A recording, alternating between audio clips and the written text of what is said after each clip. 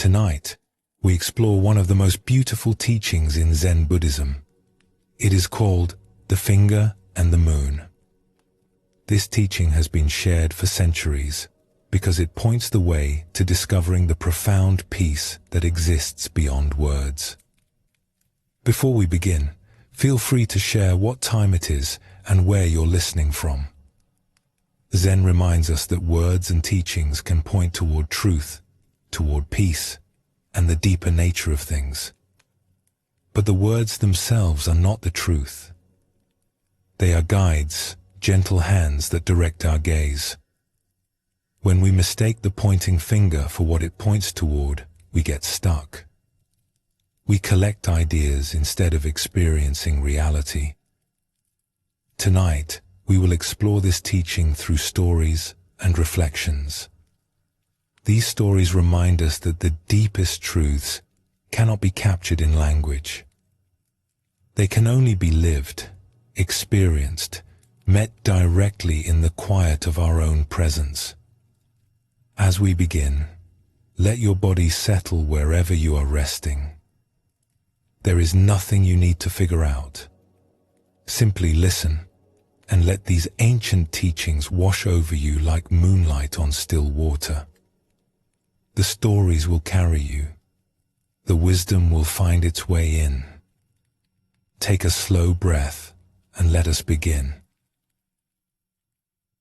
There is an old story about a Zen master who was asked by a student to explain the nature of enlightenment. The master pointed silently at the moon, which hung full and bright in the evening sky. The student nodded eagerly and said, "Ah, yes, I understand. Your finger is crooked." The master shook his head sadly. The student had missed the point entirely.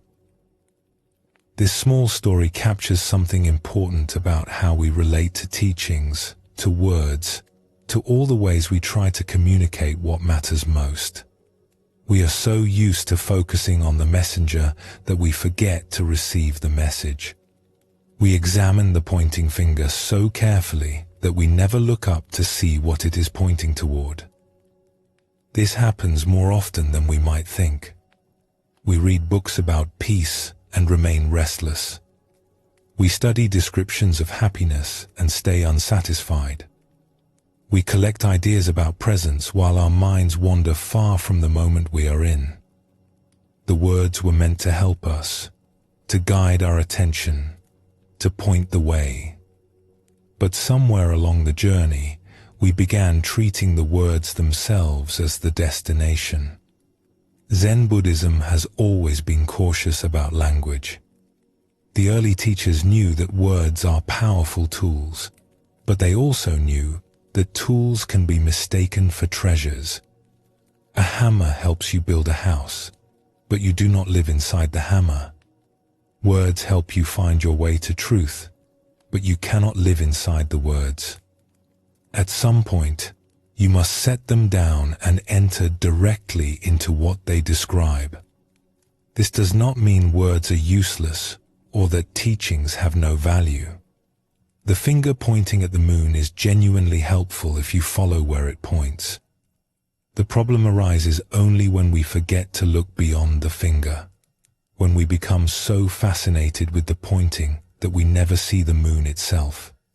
Let us explore a story that shows how this confusion can arise, even among those who love wisdom deeply.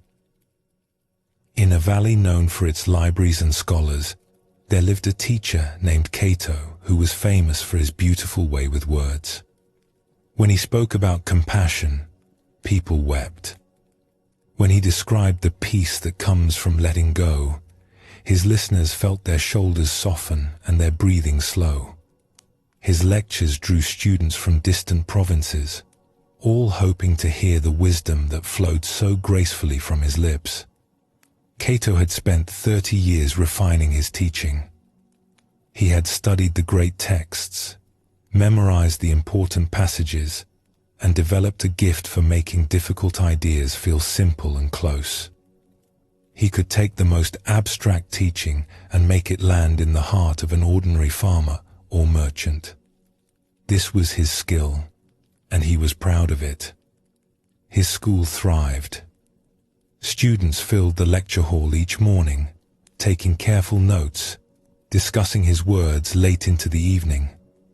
They could quote his phrases from memory. They debated the finer points of his interpretations. By any measure, Cato was a successful teacher, but there was one student who troubled him. Her name was Lena, and she had arrived at the school 3 years ago after walking for many weeks from her home in the northern mountains. She attended every lecture. She listened carefully to every word, but she never seemed satisfied. While other students nodded and smiled when Cato spoke beautifully, Lena would frown slightly, as if waiting for something that never came. While others filled notebooks with his teachings, Lena wrote very little. When he asked her questions, she would pause for a long time before answering, and her answers often surprised him. One afternoon, after a lecture on the nature of stillness, Lena approached him. "Teacher," she said, "your words about stillness were beautiful, but I have been here 3 years, and I am not still. I know many things about stillness now. I can explain it to others. But when I sit alone at night, my mind is like a river in flood. What am I missing?" Cato felt a flash of irritation, which he quickly suppressed. "Perhaps you need to study more deeply," he suggested. "Understanding takes time." "I have studied deeply," Lena replied gently. "I can recite your lectures from memory. I understand the concepts, but understanding and experiencing seem to be different things, and I do not know how to cross from one to the other." Cato did not have a good answer for this. He told her to be patient and return to his preparations for the next day. But her question stayed with him, a small thorn he could not quite remove. That winter, a traveler came to the valley seeking shelter from a heavy snow. She was an old woman named Kara, who had spent most of her life wandering from place to place, staying nowhere for long. She had no title and no reputation. She was simply a pilgrim who had walked many roads. The scholars of the valley welcomed her politely, but paid her little attention. She was not educated in the way they valued. She had read few books and could not debate fine points of philosophy. But Cato noticed something unusual about her. When she sat in his lecture hall, she did not take notes like the others. She simply listened with a quality of attention he had rarely seen. And when she walked through the snowy courtyards, there was a stillness about her that his words had always described but never quite captured. One evening, Cato found himself walking beside her as snow fell gently around them. The valley was quiet, the sound of their footsteps muffled by the white blanket on the ground. "You have attended my lectures," Cato said. "What do you think of them?" Kara was quiet for a moment, watching the snowflakes drift down through the lantern light. "Your words are very beautiful," she said. "They are like paintings of mountains. Someone who has never seen a mountain might look at your paintings and feel they understand what mountains are." "And what is wrong with that?" "Nothing is wrong with it, as long as they remember that the painting is not the mountain. But I watch your students, and many of them seem to be collecting paintings. They have galleries full of beautiful images. But I wonder how many of them have actually climbed a mountain, felt the rock beneath their hands, breathed the thin air at the summit." Cato felt the thorn of Lena's question press deeper. "What would you have me do differently?" Kara stopped walking and turned to face him. The snow had settled on her grey hair, and her eyes were kind but direct. "I would not presume to tell you how to teach. But I can tell you what I have noticed in my own wandering. Words are like fingers pointing at the moon. They are helpful. They show us where to look. But at some point, we must stop staring at the finger and actually look at the moon. Your words point very beautifully. But do your students know how to look where you are pointing? Or have they become so fascinated with your finger that they forget there is a moon at all? She continued walking, leaving Kato standing in the falling snow, her words settling into him like the snowflakes settling on the ground. In the days that followed, Kato began to watch his students differently. He noticed how eagerly they wrote down his phrases, how proudly they quoted him to each other, how heated their debates became about the exact meaning of his words. They were studying his finger with great dedication. But were any of them looking at the moon? He tried an experiment. In the middle of a lecture on presence, he stopped speaking. He simply sat in silence, looking at the students, inviting them to be present rather than to think about presence. The students grew uncomfortable. They shifted in their seats. They glanced at each other nervously. After a few minutes, one of them asked if something was wrong. Kato realized that his students did not know what to do with silence. They knew only how to process words. He sought out Kara again and found her sitting by a window, watching the snow melt from the eaves as the weather warmed. "I have been thinking about what you said," he told her. "I believe you are right. My students have been collecting my words, but they have not been following where the words point. But I do not know how to teach differently. Words are my only tool." Kara nodded slowly. "Words are a tool, but perhaps they are not your only tool. What if you used words not to explain, but to point? What if your teaching was less about filling your students with ideas and more about directing their attention toward their own direct experience? How would I do that? I cannot tell you exactly. Each teacher must find their own way.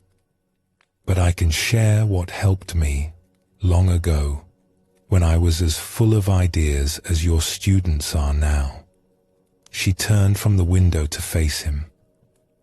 "I had a teacher once who spoke very little. When I asked him questions, he would often answer with another question, or with silence, or by directing my attention somewhere unexpected. At first I found this frustrating. I wanted explanations. I wanted ideas I could hold on to. But slowly I began to realize what he was doing. He was refusing to let me stay with the finger. Every time I tried to grasp his words, he would point again, insisting that I look at the moon itself." "What was the moon for you?" Kara smiled. "This moment, this breath, this simple fact of being here, alive, aware." He could have explained it to me 1,000 times, and I would have understood the explanation without ever tasting the reality. Instead, he kept pointing, kept redirecting, until finally I stopped grabbing at his finger and looked where he was pointing. What I saw there was not something his words could have given me. It was something I had to see for myself. Kato sat with this for a long time. He thought about all the beautiful explanations he had crafted over the years, all the elegant phrases his students had memorized. He had given them many paintings of mountains. But had he ever helped them climb? When the snow finally melted and Kara prepared to continue her wandering, Kato walked with her to the edge of the valley. "Thank you," he said. "You have shown me something important. I am not sure yet how to teach differently, but I know now that I must try." Kara placed a weathered hand on his arm. "Your words were never the problem. They were always helpful, always pointing in the right direction. The only change needed is to remember, and to help your students remember, that the words are not the destination. They are simply the finger. The moon is what matters, and the moon can only be seen directly, never through words alone. She walked away into the spring morning, and Kato returned to his school with something new growing in him.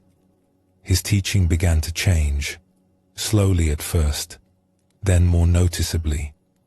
He still spoke beautifully, but now he would pause often, inviting silence, asking students to notice their own breath, their own presence, the simple fact of being here in this room at this moment. He began using questions more than explanations. He began pointing with his words rather than explaining with them. Some students found this change confusing. They wanted the old Kato, the one who gave them beautiful ideas to collect. But others, like Lena, began to understand. The words were never meant to be grasped. They were meant to guide attention towards something that could only be experienced directly. Years later, when visitors asked about Kato's teaching, his students would struggle to explain it. "He does not give us much to hold on to," they would say. But somehow, what he points toward becomes clear. This inability to capture his teaching in words was, Kato knew, the highest compliment they could offer. It meant they had finally learned to look at the moon. This story shows us something important about the finger and the moon. Kato was a gifted teacher, but his very eloquence had become an obstacle. His students were so enchanted by his pointing that they forgot to look where he pointed. It took a wandering stranger, someone outside his world of words, to help him see what was missing. Zen teaches us that the deepest truths resist being captured in language. We can talk about peace, but talking about peace is not the same as being at peace. We can describe presence, but the description is like a photograph of a meal. It shows you what the meal looks like, but it cannot nourish you. Only eating the meal can do that. This does not mean we should abandon words or stop studying teachings. The finger is genuinely helpful. Without it, we might never think to look at the moon at all. But we must remember that the finger's purpose is to guide our gaze, not to become the object of our attention. When we hold teachings lightly, when we use them as pointers rather than possessions, they can do their work. They can direct us toward the direct experience that was always their aim. The Buddha himself spoke of this. He compared his teachings to a raft that carries us across a river. The raft is useful, even essential, for crossing. But once we reach the other shore, we do not strap the raft to our backs and carry it with us forever. We set it down with gratitude and walk forward on our own feet. The teachings serve their purpose and then must be released so that we can actually live what they have pointed toward. Let us explore another story that reveals more of this teaching. In a town built along a river, there lived a young man named Hiro who had devoted himself to collecting wisdom. Since childhood, he had been fascinated by the teachings of the great masters. He memorized their sayings, studied their stories, and could quote from dozens of texts without hesitation. By the time he was 25, he considered himself quite knowledgeable about the path to peace. Hiro took pride in his collection. When people had questions about spiritual matters, they came to him. He could always provide an answer, a teaching, a quote from some wise source. His mind was like a library, well organized, and always ready to provide the relevant text. But despite all his knowledge, Hiro was not particularly peaceful. He slept poorly, often lying awake reviewing the teachings he had memorized or planning which ones he would study next. He was quick to argue when someone misquoted a text or misunderstood a teaching. He felt a constant pressure to learn more, as if his collection was never quite complete. One autumn, a festival brought many visitors to the town, including an old woman named Yuna, who sold simple pottery from a small stall in the market. Her bowls and cups were nothing fancy, just honest work with clean lines. But there was something about her that drew people to her stall. She moved with an unhurried ease. She spoke simply and directly, and there was a quality of stillness about her that Hiro noticed from across the market square. He approached her stall out of curiosity. Most potters were eager to talk about their craft, to explain their techniques and describe their training. But when Hiro asked Yuna about her work, she simply shrugged. "I make pots," she said. "The clay tells me what it wants to become. I just listen." Hiro was intrigued. This sounded like something a wise teacher might say. He tried to engage her in a discussion about listening and presence, quoting several relevant teachings he had memorized. Yuna listened politely, then picked up one of her teacups and handed it to him. "Feel this," she said. Hiro took the cup. It was warm from the sun, rough in some places and smooth in others. It fit his hand comfortably, as if it had been made just for him. "What do you feel?" Yuna asked. Hiro began to describe the cup, using words he had learned from teachings about mindfulness and direct experience. He spoke of being present with the object, of sensing its qualities without judgment, of allowing awareness to rest on physical sensation. Yuna held up her hand to stop him. "I did not ask what you know about feeling. I asked what you feel." Hiro paused. The question seemed too simple. Of course he felt the cup. He could describe every aspect of the experience in precise and educated terms. But Yuna was watching him with patient eyes, waiting for something that his words had not yet delivered. And in that pause, Hiro noticed something uncomfortable. He had been so busy explaining the experience that he had barely had the experience at all. His mind had jumped immediately to the teachings, to the concepts, to the words that described what he should be feeling. The actual feeling had been almost completely overshadowed. He looked down at the cup in his hands and tried again. This time, instead of reaching for words, he just felt the warmth, the texture, the weight, the way it rested in his palm. Nothing special, nothing profound, just a cup in his hands on a warm autumn day. "There," Yuna said softly. "Now you are actually holding the cup, not just thinking about holding it." Hiro felt something shift in him, a small opening, like a window letting in fresh air. "I know so many teachings about being present," he said slowly. "But I was not actually present at all, was I? I was just thinking about presence." Yuna nodded. "You have collected many fingers pointing at the moon. That is not a bad thing. But collecting fingers is different from seeing the moon."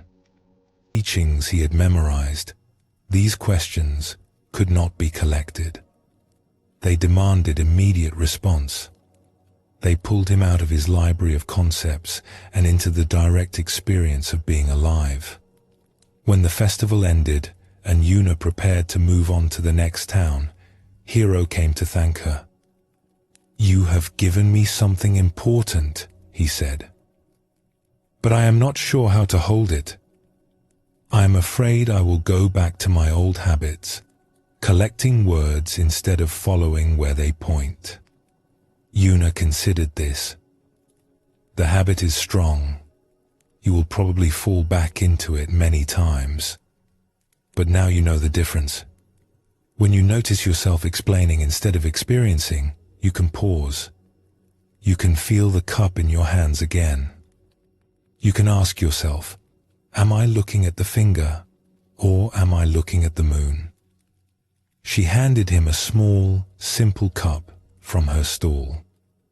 Keep this, not as something to think about, but as a reminder to feel. Whenever you notice yourself lost in concepts, hold this cup. Really hold it. Let it bring you back to what all your teachings have been pointing toward. Hiro kept that cup for the rest of his life. He continued to study, continued to learn, continued to value the wisdom he had collected. But something had changed. He held his knowledge more lightly now. He remembered that the teachings were fingers, not moons. And when he found himself lost in explanation, he would pick up the simple cup, feel its weight and texture, and let it bring him home to the moment, to the direct experience that all his words were always meant to serve. Both of these stories show us the same truth from different perspectives. Kato the teacher discovered that his beautiful words, though well-intentioned, had become obstacles for his students. Hiro the collector discovered that his vast knowledge, though accurate, had become a barrier between himself and what the knowledge described. Both needed someone from outside their usual world to help them see what they were missing. Zen Buddhism reminds us again and again that the map is not the territory. We can study maps our whole lives and never actually travel anywhere. We can accumulate descriptions of distant lands and never feel foreign soil beneath our feet. The map is helpful, even necessary, but it is not the journey itself. At some point, we must fold up the map and actually walk. This teaching is gentle, not harsh. It does not say that words are bad or that learning is a waste of time.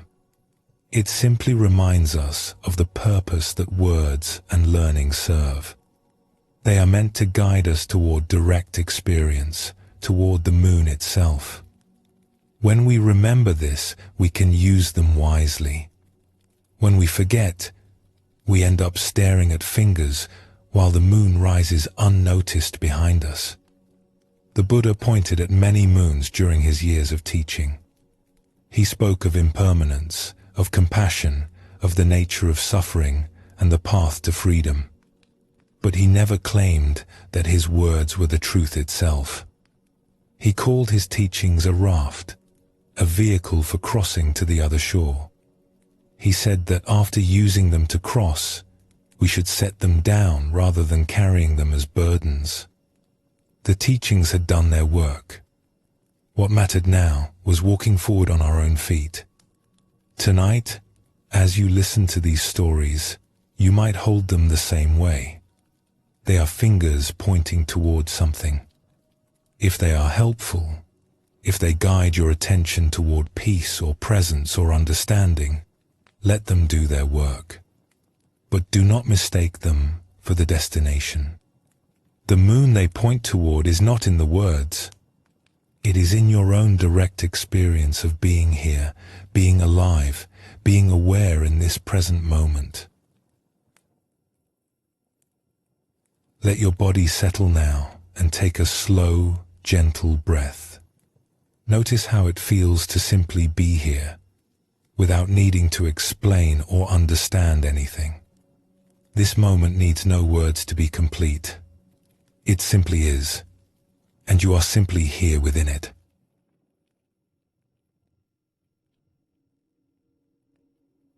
We have seen how words and teachings can become obstacles when we mistake them for what they describe. Now let us explore this truth from another perspective. What happens when we live more in our ideas about life than in life itself? We all carry maps in our minds. These are not paper maps with lines and symbols, but something more subtle.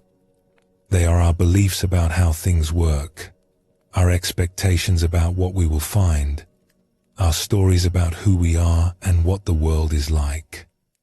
These mental maps are built from everything we have learned and experienced. They help us navigate, plan, and make sense of our days. But maps have a limitation that is easy to forget. A map is always a simplification.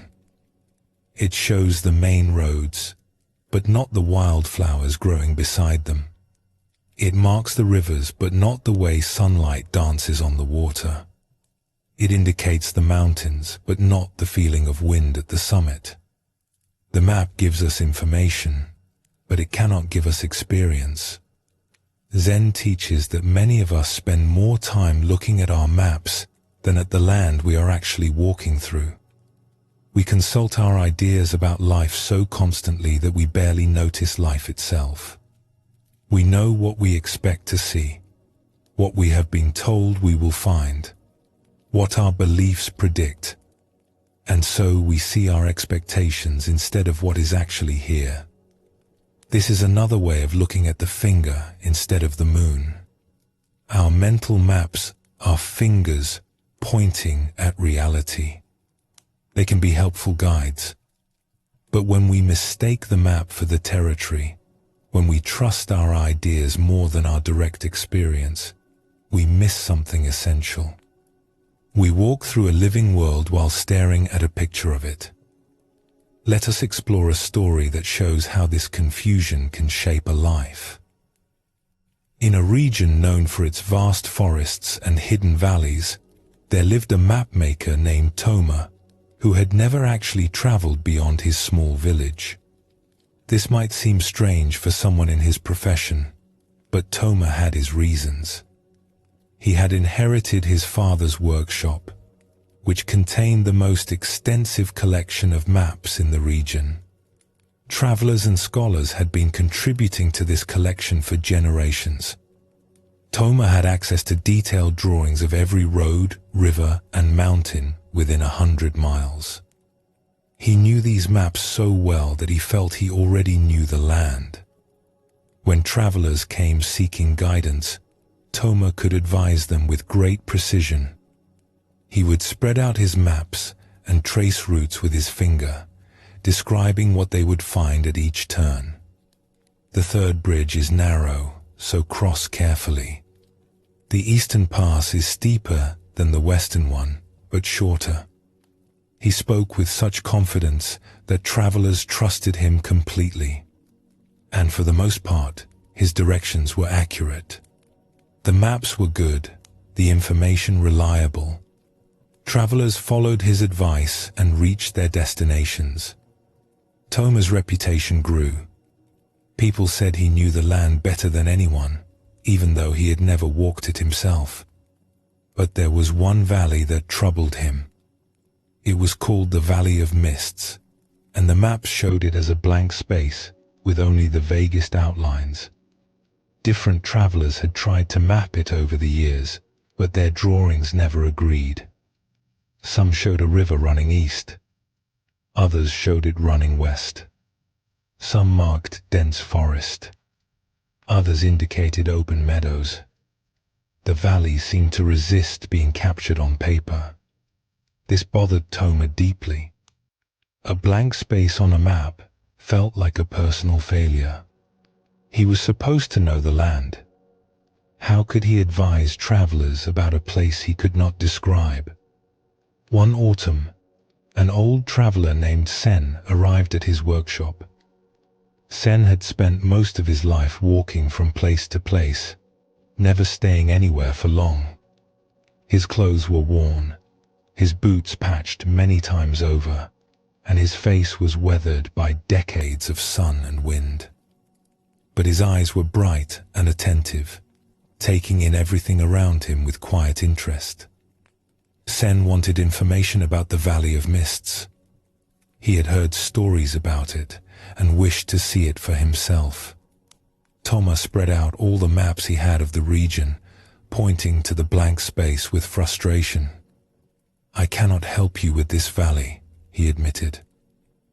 "The maps do not agree. Some say one thing, some say another. I do not know which to trust." Zen looked at the maps with interest, but without the reverence Toma expected. "These are useful drawings," he said. "But why do you need them to agree? The valley is what it is, regardless of what the papers show. But how can I advise you without accurate information? How can you travel safely without knowing what you will find?" Zen smiled gently. "I have traveled many places that were not on any map. The land itself tells you what you need to know if you pay attention. The maps are helpful, but they are not the land. They are pictures someone made after walking through. The pictures can never capture everything." Toma felt defensive. "My maps have guided hundreds of travelers safely to their destinations. They are reliable. I do not doubt it. For well-traveled roads, maps are excellent guides. But for places like this valley, perhaps the map must be made by walking, not by looking at papers." He paused, studying Toma with a curious expression. "Have you ever walked these lands yourself? Not to make maps, but simply to see what is there." Toma hesitated. "I know the lands through the maps.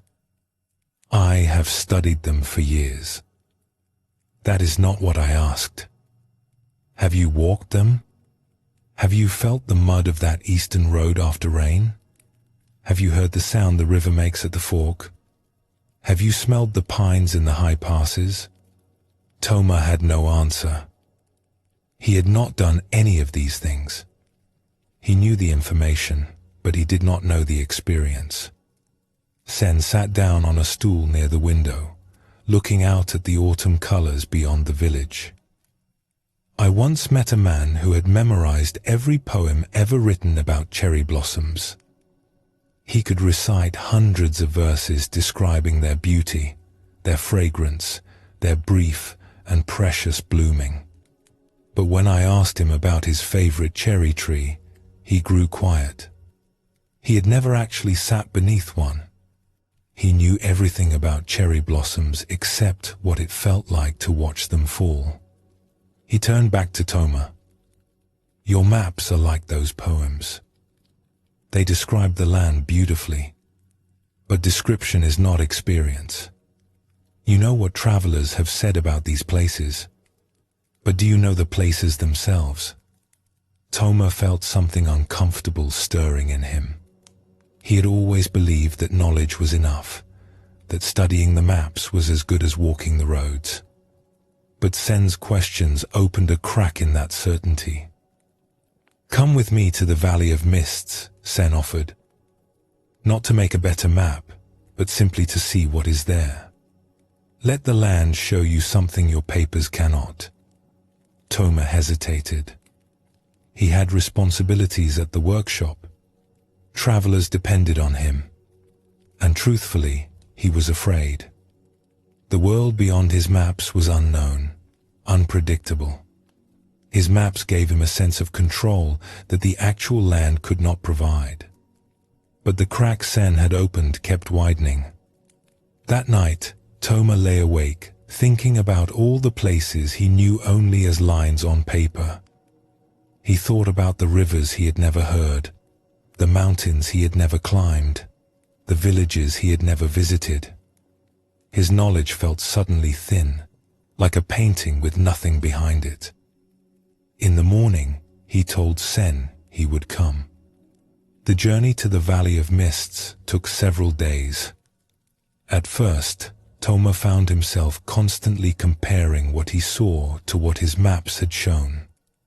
The road curves left here, just as the map indicated. That hill is where the map showed a hill. He was checking reality against his pictures, as if the land needed to prove itself to his papers. But as the days passed, something began to shift. He noticed things the maps had never mentioned. The way the light changed as they moved through different kinds of forest. The sounds of different birds in different valleys. The particular smell of the air near water. These details were not important for navigation, so the maps had left them out. But walking through the land, they were everywhere, a richness of experience that no paper could hold. Zen walked beside him in easy silence, stopping sometimes to look at things that seemed ordinary. A particular rock, a pattern of clouds, the way a stream braided around stones. He did not explain why he stopped. He simply paid attention, fully present with whatever he was seeing. One evening, as they made camp near a small waterfall, Toma tried to express what he was feeling. I knew this waterfall was here. It is marked on my maps. But I did not know it was like this. I thought knowing the description was the same as knowing the thing. But now I see how much I was missing. The maps are useful, but they are shadows of what is real. I was living in the shadows and calling them the world. Zen poked at their small fire, sending sparks up into the darkness. Maps are good servants but poor masters. When we use them to help us explore, they serve us well. But when we use them to replace exploration, they become prisons. We end up walking through our ideas about the world instead of walking through the world itself. What do I do now? I cannot stop making maps. People depend on them. You do not need to stop. But perhaps you can hold them differently. Remember that every map is a finger pointing at something. The map points at the land, but the map is not the land. Offer your maps to travelers as guides, not as substitutes for their own seeing. And perhaps, sometimes, walk the lands yourself. Let the territory teach you things the map cannot know. When Toma returned to his village, he continued his work. He still spread maps before travelers and traced routes with his finger. But something in his manner had changed. He spoke now of what the maps could show and also of what they could not. He encouraged travelers not just to follow the lines, but to notice what they found along the way. And sometimes, when the workshop was quiet, he would leave his papers behind and walk into the forests himself, not to make better maps, but simply to meet the land that his maps could only point toward. This story shows us how our mental maps can become substitutes for direct experience. Toma knew so much about the land that he had forgotten to actually know the land. His information was accurate, but it was thin, lacking the depth that only presence can provide. Buddhism teaches that our concepts are like this. We build ideas about life, about ourselves, about how things work. These ideas can be useful. They help us navigate and plan. But when we mistake them for reality itself, we end up living at a distance from our actual experience. We walk through the territory while staring at the map, and we miss the wildflowers, the bird song, the feeling of ground beneath our feet. The finger and the moon are present everywhere in our lives. Every concept we hold is a finger pointing at some aspect of reality. Our ideas about love point at love, but they are not love itself. Our beliefs about happiness point at happiness, but believing is not the same as being happy. Our understanding of peace points at peace, but understanding is different from resting in peace directly. Zen invites us to notice when we are living in our maps instead of in the territory. This is not always easy. Our maps feel familiar and safe. They give us a sense of knowing, of having things figured out.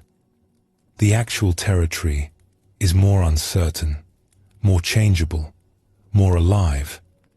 It asks us to pay attention in ways our maps do not require. But the territory is also richer than any map can show. When we look up from our concepts and meet life directly, we find textures and colors and depths that no description could capture.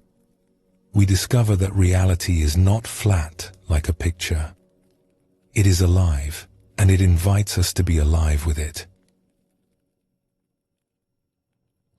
Let us explore another story that reveals more of this teaching. In a prosperous trading city, there lived a merchant named Nara, who was known for the precision of her record-keeping.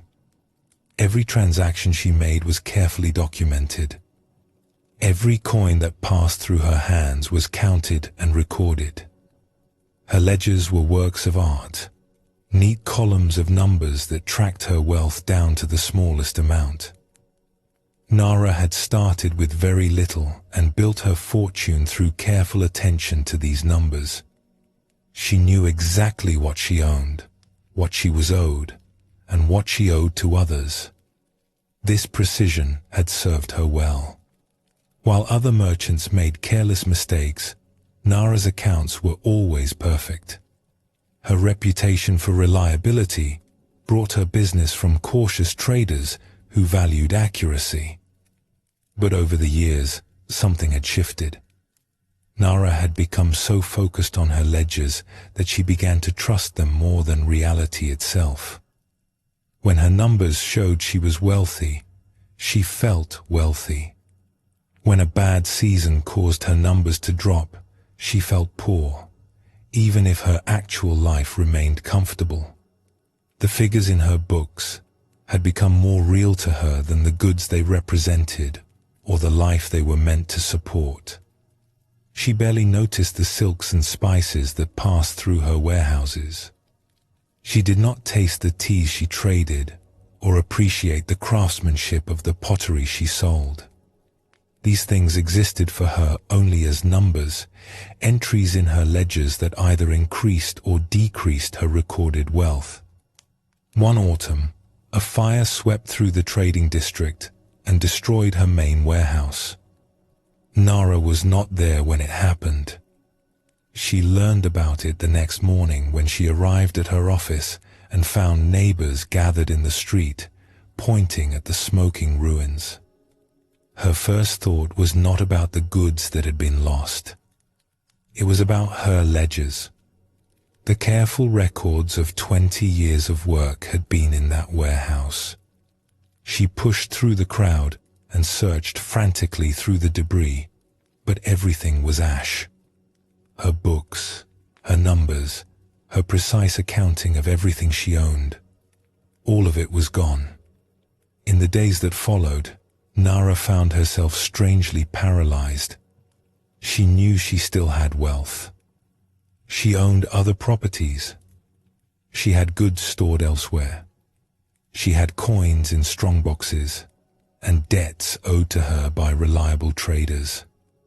But without her ledgers, she did not know how much she had. The numbers were gone, and without the numbers, she felt lost. Her sister Mira came to help her through the crisis. Mira was not a merchant. She was a teacher of children in a small village, living simply on modest means. She had never understood her sister's obsession with counting and recording. But she loved Nara and wanted to help. "You still have your other warehouses," Mira said gently. "You still have your house and your health. The fire took goods, but it did not take everything." "But I do not know what I have," Nara replied. her voice tight with anxiety. My records are gone. How can I know my wealth if I cannot count it? Mira looked at her sister with compassion and something like concern. Your wealth is your wealth, whether you count it or not. The goods in your warehouses do not disappear because you have lost the papers that listed them. The coins in your strongboxes are still coins. Why do you need numbers to tell you what is real? Nara struggled to explain. The numbers made it clear. They showed me exactly where I stood. Without them, everything feels uncertain. Mira was quiet for a moment, choosing her words carefully. When we were children, before you became a merchant, did you know you were alive? What do you mean? Did you have to count your breaths to know you were breathing? Did you need a ledger of your heartbeats to know your heart was working? Or did you simply live, experiencing your life directly, without needing numbers to prove it was real? Nara had no answer. She remembered childhood, running through fields, playing in streams, feeling hungry and then satisfied, tired and then rested. She had not counted any of it. She had simply lived it. Your numbers became a wall between you and your life, Mira continued gently. You trusted them so much that you forgot to trust your own experience. The silks you traded were beautiful, but you never really saw them because you only saw their value in your ledgers. The teas were fragrant and delicious, but you never tasted them because they were just entries in your books. You have been so busy counting your wealth that you forgot to enjoy it. Nara felt tears rising, and she was not sure why. But how else can I know what I have? How can I feel secure without keeping track? The tracking can be useful. I am not saying you should stop keeping records, but the records should serve your life, not replace it. A ledger is a finger pointing at your wealth, but the finger is not the wealth. When you look only at the finger, you miss what it points toward. She took Nara's hands in her own. The fire took your papers. That is a loss, and it will take time to rebuild your records. But perhaps this is also an opportunity. Perhaps now you can meet your wealth directly, not through numbers, but through actual experience. Go to your warehouses and touch the goods you own. See them, smell them, feel their weight and texture. Let yourself know your wealth through your senses, not just through your counting. In the weeks that followed, Nara did something she had not done in years. She visited her remaining warehouses, not as an inspector checking inventory, but as someone truly seeing what was there. She handled bolts of silk and noticed for the first time how the light played across their surfaces. She opened containers of spices and breathed in their complex fragrances. She examined pottery and appreciated the skill of the hands that had shaped it. She was wealthy, she discovered. Not because any number told her so, but because she could see and touch and experience the abundance around her. The wealth had always been there. She had simply been too busy counting it to notice. When she finally rebuilt her ledgers, she kept them differently. They were still precise, still accurate, still useful for running her business. But she no longer confused them with reality. She knew now that the numbers were fingers pointing at her wealth, helpful guides, but not the thing itself. The real wealth was in the silk and the spices and the pottery, in the transactions that built relationships with traders across many lands, in the life she was actually living. She even began to enjoy her work in ways she had forgotten were possible. Trading became more than the movement of numbers. It became the movement of beautiful things. That meaning could only be felt directly, in the pleasure of handling fine goods and the satisfaction of work well done. Years later, when young merchants asked her for advice, she would tell them about the fire and what it had taught her. "Keep good records," she would say. "They are valuable tools. But never forget that the records are just fingers pointing at something. The wealth they point toward is real and can be experienced directly. If you spend your whole life looking only at your ledgers, you will miss the silk and the spices. You will count your fortune without ever really enjoying it. The numbers are the map. Do not forget to also live in the territory." Both Toma and Nara had lost themselves in representations of reality instead of reality itself.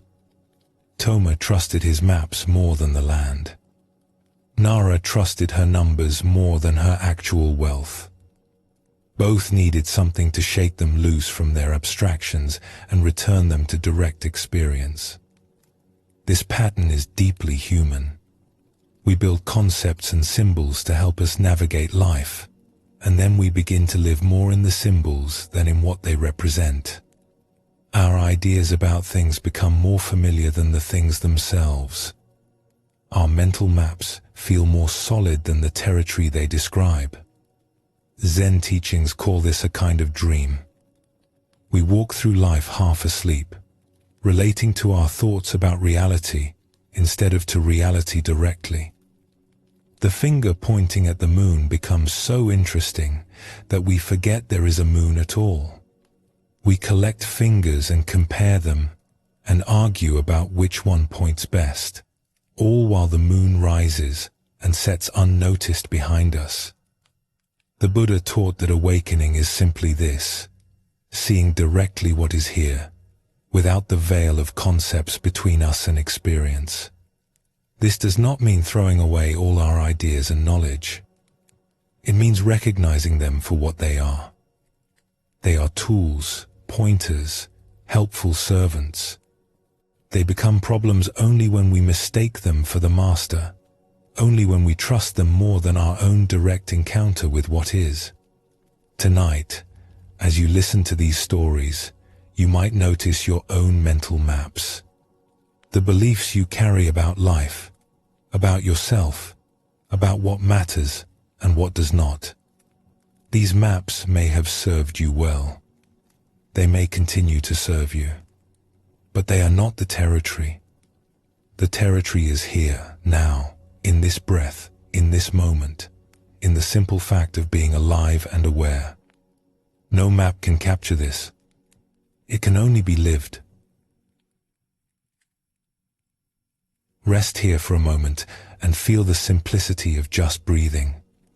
Notice how your body knows how to breathe without any maps or instructions. This knowing runs deeper than concepts. It is the territory itself, always here, always available, waiting for you to notice.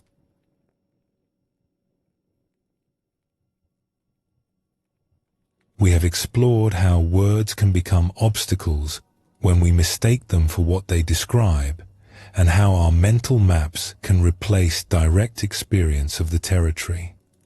Now let us look at this teaching from yet another perspective. What happens when we cling to the very tools that were meant to help us? The Buddha once told a story about a man who needed to cross a river. There was no bridge and no boat, so he gathered logs and branches and vines and built himself a raft. But then the Buddha asked, what should this man do with the raft? Should he strap it to his back and carry it with him wherever he goes, out of gratitude for how useful it was? Or should he leave it at the river's edge, with thanks, and continue his journey unburdened? The answer seems obvious when we hear it this way. Of course he should leave the raft behind. It was a tool for crossing, not a treasure to carry forever. Its purpose was complete. Holding on to it now would only slow him down. And yet, the Buddha pointed out, this is exactly what we do with teachings. We receive instructions that help us cross some inner river, that carry us from confusion toward clarity, from suffering toward peace. The teachings work. They do what they were meant to do. But instead of setting them down with gratitude, we cling to them. We carry them with us long after their work is done. We become so attached to the raft that we forget we have already reached the other shore. This is another way of staring at the finger instead of looking at the moon. The teachings are fingers pointing toward freedom, toward peace, toward our own deepest nature. They are rafts that carry us across. But when we grasp them too tightly, when we make them into possessions rather than tools, they become burdens instead of helpers. Let us explore a story that shows how this attachment can arise, even among sincere seekers. In a monastery nestled among pine-covered hills, there lived a monk named Koji, who was devoted to his practice. He had come to the monastery as a young man, hungry for peace, and had thrown himself into the teachings with great enthusiasm. He memorized the sutras. He followed the forms perfectly. He sat in meditation for hours each day, his posture precise, his breathing carefully regulated. The other monks respected Koji for his dedication. He was always the first to arrive at morning practice and the last to leave at night. He could recite teachings that others had forgotten. He knew the proper way to do everything, from how to hold his bowl during meals to how to walk in the meditation hall. If anyone had questions about correct practice, they came to Koji. But despite all this dedication, Koji was not at peace. There was a tightness in him that never quite released. His practice had become a kind of armor, protecting him from something he could not name. He held on to the forms so rigidly that there was no space left for anything else. The abbot of the monastery was an old woman named Rin, who had led the community for many years. She watched Koji with a mixture of appreciation and concern. She could see his sincerity, his genuine wish to awaken. But she could also see how his very devotion had become an obstacle. One autumn afternoon, she asked Koji to walk with her in the garden. The maple leaves were turning red and gold, drifting down to cover the paths in color. "You have practiced here for 15 years, Rin said as they walked. "You know the teachings well. You follow the forms perfectly. Tell me, has this brought you peace?" Koji considered the question carefully. He wanted to say yes. He felt he should say yes, but honesty made him pause. "I am more disciplined than I was," he said finally. "I understand more than I did." "But peace," he trailed off, unable to complete the sentence. Rin nodded, as if she had expected this. "You have built a very fine raft. You have gathered the best logs, tied them with the strongest vines, shaped them with great skill. It is perhaps the finest raft in the monastery." Koji felt a glow of pride at this, which he quickly tried to suppress. "But tell me," Rin continued, "have you crossed the river?" The question confused him. "I am still practicing. I am still refining my raft." "Yes, I can see that. You work on your raft every day. You make it more perfect, more complete. But the raft was never meant to be perfected. It was meant to carry you across. And I wonder if you have become so focused on building that you have forgotten about crossing." They stopped beneath an old maple tree, its branches nearly bare. A few leaves still clung to the highest twigs, not yet ready to fall. "The teachings you have memorized, the forms you follow so carefully, these are all rafts," Rin said gently. "They are tools for crossing from confusion to clarity, from grasping to freedom. They are fingers pointing at the moon. But I watch you, Koji, and I see someone who is polishing his finger instead of looking where it points. Someone who is decorating his raft instead of using it to cross. Koji felt something defensive rise in him. But the teachings say we must practice diligently. We must follow the forms. We must study and memorize and refine. Yes, and these instructions are themselves rafts. They help us begin the journey. They show us how to build what we need for crossing. But they are not the destination. At some point, we must actually get on the raft and let it carry us. At some point, we must look where the finger points and see the moon for ourselves. She reached up and touched one of the leaves still clinging to the branch above them. This leaf is holding on so tightly. It is not wrong to hold on. Holding on was necessary when the tree needed leaves for growing. But now it is autumn. The tree is ready to rest. The leaf's purpose is complete. If it keeps clinging, it will only exhaust itself fighting the wind. She looked at Koji with deep kindness. Your practice has been sincere. Your raft is well made. But I think you are clinging to it the way this leaf clings to the branch. You are holding so tightly to the tools that you cannot let them do their work. The forms are meant to free you, not to become a new kind of prison. Koji felt the tightness in his chest that had been there for years. He had always thought this tightness was just part of serious practice, the effort required to do things correctly. But now he wondered if it was something else. The strain of holding on. What should I do? He asked.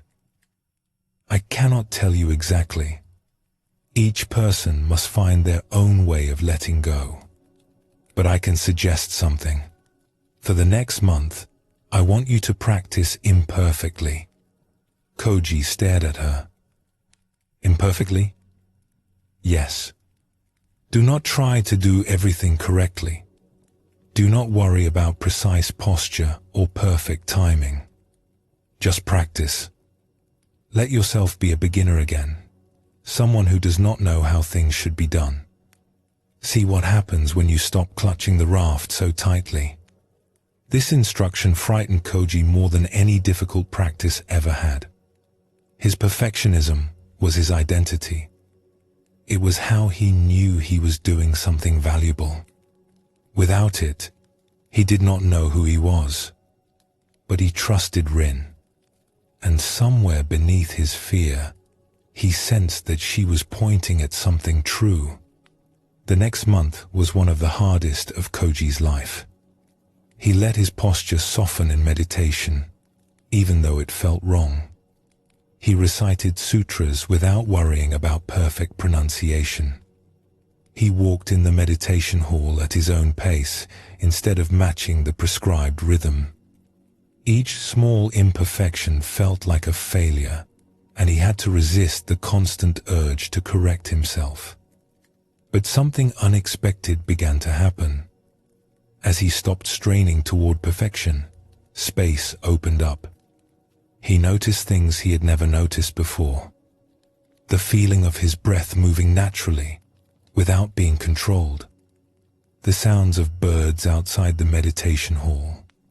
The faces of the other monks, which he had rarely really looked at because he was so focused on his own practice. And the tightness in his chest began to ease. Not all at once, but gradually, like ice melting in spring. He realized that much of his effort had been going into holding on, into maintaining his perfect form. When he released that grip, energy became available for something else. One morning, sitting in meditation without trying to do it correctly, Koji felt something shift. It was not dramatic. There were no visions or special experiences. He simply noticed that he was present. Not trying to be present, not working at presence, just present. The moon he had been seeking was right here, had always been right here, hidden behind his desperate pointing. He began to laugh softly, there in the meditation hall. Several monks looked at him with concern. Koji, who never broke form, was laughing during practice. Later, he found Rin in the garden. "I think I understand now," he said. "I was so busy building and perfecting my raft that I never actually got on it. I was so focused on pointing correctly that I never looked at the moon. All those years of practice, and I was practicing my grip instead of practicing freedom." Rin smiled. "And now? Now I see that the raft was always ready. It did not need to be perfect. It just needed to be used. The finger was always pointing clearly. I just needed to follow where it pointed, instead of admiring the finger." "So what will you do with your practice now?" Koji thought about this. "I will continue to practice. The forms are still useful. They help me remember which direction to look. But I will hold them lightly. When I notice myself grasping, I will remember this month and let go again. The raft is for crossing. When it has carried me across, I will set it down with gratitude and walk on." He paused, looking at the garden around them with eyes that seemed somehow new. Is this what the teachings were always pointing toward? This simple presence. It seems too ordinary to be what I was seeking. Rin laughed warmly. The moon is ordinary too. It rises every night. We see it so often that we stop noticing. But when we finally look directly, when we stop staring at all the fingers pointing at it, we discover that ordinary is quite extraordinary enough. This story shows us how even sincere practice can become a form of clinging. Koji was devoted and hard-working, but his devotion had become rigid. He was polishing his raft instead of using it, admiring his pointing finger instead of looking at the moon. It took the guidance of a wise teacher to help him see that letting go was not abandoning practice, but fulfilling it. Zen Buddhism is full of warnings about this trap. The teachings themselves remind us not to cling to teachings. The methods we use to awaken are meant to be set down once they have done their work. This can be confusing because we are told to practice diligently, to study carefully, to follow the path with dedication. And all of this is true. But it is also true that the path leads somewhere, and when we arrive, we do not need to keep walking the path. We can simply be where the path was always pointing. The Buddha compared himself to a doctor offering medicine to sick patients. The medicine is valuable when you are ill. It helps you heal. But once you are healthy, you do not keep taking medicine out of gratitude. You set it aside because its work is done. The teachings are like this medicine. They address specific confusions, specific sufferings. When the confusion clears and the suffering eases, the teachings have fulfilled their purpose. Holding on to them after that is like a healthy person who cannot stop taking pills. This does not mean we discard the teachings with contempt. We set them down with gratitude, recognizing how they have helped us. And we may pick them up again if they are needed again. But we do not carry them as permanent possessions. We do not mistake the medicine for health itself. Let us explore another story that reveals more of this teaching. In a coastal town where boats came and went with the tides, there lived a boat builder named Tashi, who had spent his life crafting vessels for crossing the water. He had learned the trade from his father, who had learned from his father before him. Tashi knew the curve of a hull, the weight of an oar, the way different woods responded to water. His boats were sturdy and reliable, and fishermen trusted them with their lives. As Tashi grew older, he began to think about what he would leave behind. He had no children to inherit his craft.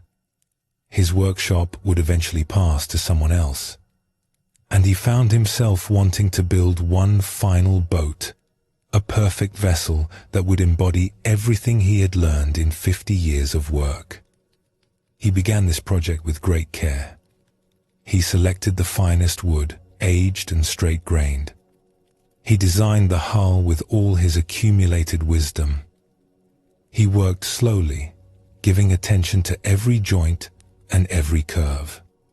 Months passed, and the boat took shape in his workshop, growing more beautiful with each day's work. But something strange happened as the boat neared completion. Tashi found reasons to delay finishing it. There was always one more improvement to make, one more detail to refine. The boat was nearly perfect, but nearly perfect was not good enough. He would smooth a surface that was already smooth. He would reinforce a joint that was already strong. The finishing kept stretching into the future, always just out of reach. A woman named Hana, who ran a small tea house near the harbor, noticed what was happening. She had known Tashi for many years and had watched him build many boats. She had never seen him hesitate like this before. His other boats had gone into the water as soon as they were ready, launched with simple confidence into the element they were made for. This one remained in the workshop, perpetually almost done. One evening, she brought tea to his workshop and sat with him as he worked. The boat gleamed in the lamplight, every surface polished, every line graceful. "It is beautiful," she said. "When will you launch it?" Tashi made a vague gesture. "It needs more work. The stern is not quite right, and I want to add reinforcement along the keel." Hana looked at the stern, which seemed perfect to her untrained eye. "You have been working on this boat for over a year now. Every time I visit, it needs just a little more. I wonder if it will ever be finished. I want it to be perfect. This is my final boat. It must be right." Hana sipped her tea quietly for a moment. "My grandmother used to make tea ceremony bowls. Simple things, but she made them with great care. She told me once that a bowl is not complete until it holds tea. Until then, it is just clay with a certain shape. The bowl becomes itself when it is used, when it fulfills the purpose it was made for." She gestured at the beautiful vessel before them. "Your boat is not complete. Not because it needs more work, but because it has never touched water. A boat becomes itself when it floats, when it carries someone across. Right now, this is just wood with a certain shape. It is waiting to become what it is meant to be." Tashi felt a resistance rise in him. "But if I launch it and it is not perfect, I cannot take it back. The flaws will be exposed. It will age and wear and eventually fall apart like all the others." "Yes," Hana agreed. "That is what boats do. They meet the water and serve their purpose and eventually return to the elements they came from. Is there something wrong with that?" Tashi did not answer, but his silence spoke. Hana set down her teacup. "I think you are not afraid of the boat being imperfect. I think you are afraid of the boat being finished. While it stays here in your workshop, needing more work, you have a purpose. You have something to do. But when it is complete, when it goes into the water and does what boats do, then what? Then you must face whatever comes next." Tashi felt her words land somewhere deep. He had been telling himself that his hesitation was about quality, about excellence. But Hana had seen through to something truer. He was holding on to the boat because finishing it meant something would end. His work, his purpose, his identity as a builder. As long as the boat remained incomplete, he could remain the one who was completing it. The boat is a finger pointing at the water, Hana continued gently.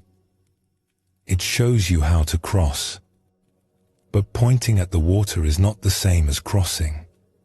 You have spent a year pointing very beautifully.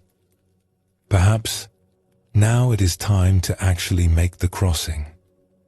What if I am not ready? You will never feel ready. That feeling does not come before. It comes after, when you discover that you could do what you were afraid to do. The boat does not become ready by staying in the workshop, and neither do you. She finished her tea and stood to leave. Launch your boat, old friend. Let it touch the water it was made for. Let it carry you across to whatever waits on the other side. That is the only way to finish what you have started. Tashi sat alone with his boat long into the night. He ran his hands along its smooth hull, feeling every curve his hands had shaped. He had put so much of himself into this vessel. It felt like part of him. And that, he realized, was the problem. He had confused the raft with the crossing. He had made the building more important than the purpose the building served. The next morning, he asked some fishermen to help him carry the boat to the water. Word spread quickly through the town, and a small crowd gathered to watch. The boat builder, who had been working on his final project for over a year, was finally ready to launch. The boat slid into the harbor and floated perfectly. Of course it did. It was a well-made boat, crafted by skilled hands. Tashi had always known it would float. His hesitation had never really been about the boat's readiness. He climbed in and took up the oars. The boat responded to his movements with a grace that stirred something in him. This was what all those months of work had been for. Not the workshop, not the endless refining. This moment, where wood met water and became something more than wood. He rowed out past the harbor mouth, feeling the open sea begin to move beneath him. The boat rose and fell with the swells, alive now in a way it had never been on land. Behind him, the crowd grew smaller. Ahead, the horizon stretched endlessly. Tashi did not know what came next. His great project was complete. The boat had found the water, and he found, to his surprise, that this did not feel like an ending. It felt like the beginning of something he could not yet name. When he returned to shore, Hannah was waiting at the dock with fresh tea. "How does it feel?" she asked. "Strange," he admitted.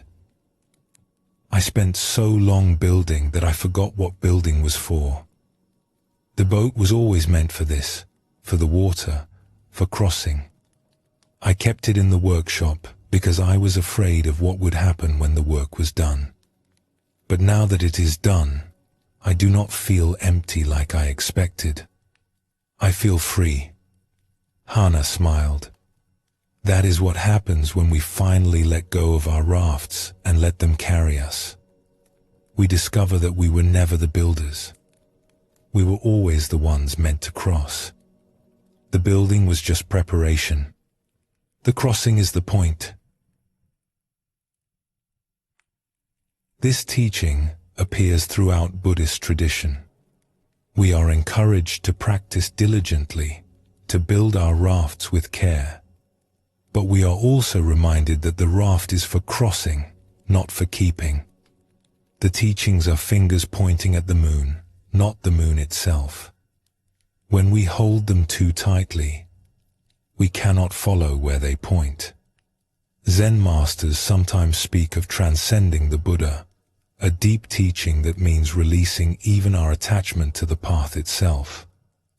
If we meet the Buddha on the road, they say, we must leave him behind. This is not a rejection of the teacher. It is a recognition that even our most cherished spiritual concepts can become obstacles if we grasp them too tightly. The Buddha's teaching points toward freedom. But if we make the Buddha into an idol to cling to, we have missed the point of his teaching entirely. This is not irreverence. It is deep respect for what the teachings actually offer. The Buddha did not want followers who would worship his words forever. He wanted people who would use his words to find their own freedom and then live that freedom directly. The teacher's highest wish is that the student no longer needs the teacher. The finger's purpose is fulfilled when we finally look at the moon. Tonight, as you listen, you might notice what rafts you are carrying. What teachings or practices have served you well but might now be ready to be set down? What fingers are you admiring when you could be looking at the moon? This is not about abandoning what has helped you.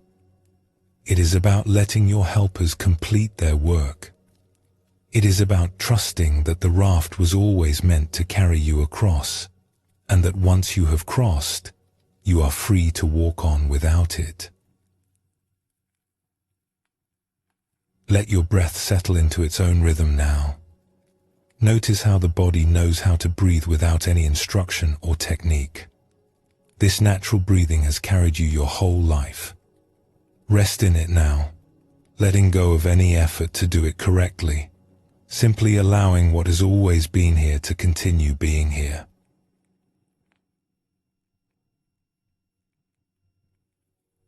We have explored how words point beyond themselves, how maps differ from territory, and how even helpful tools must eventually be set down. Now let us turn to something even more immediate. The difference between knowing about something and actually tasting it.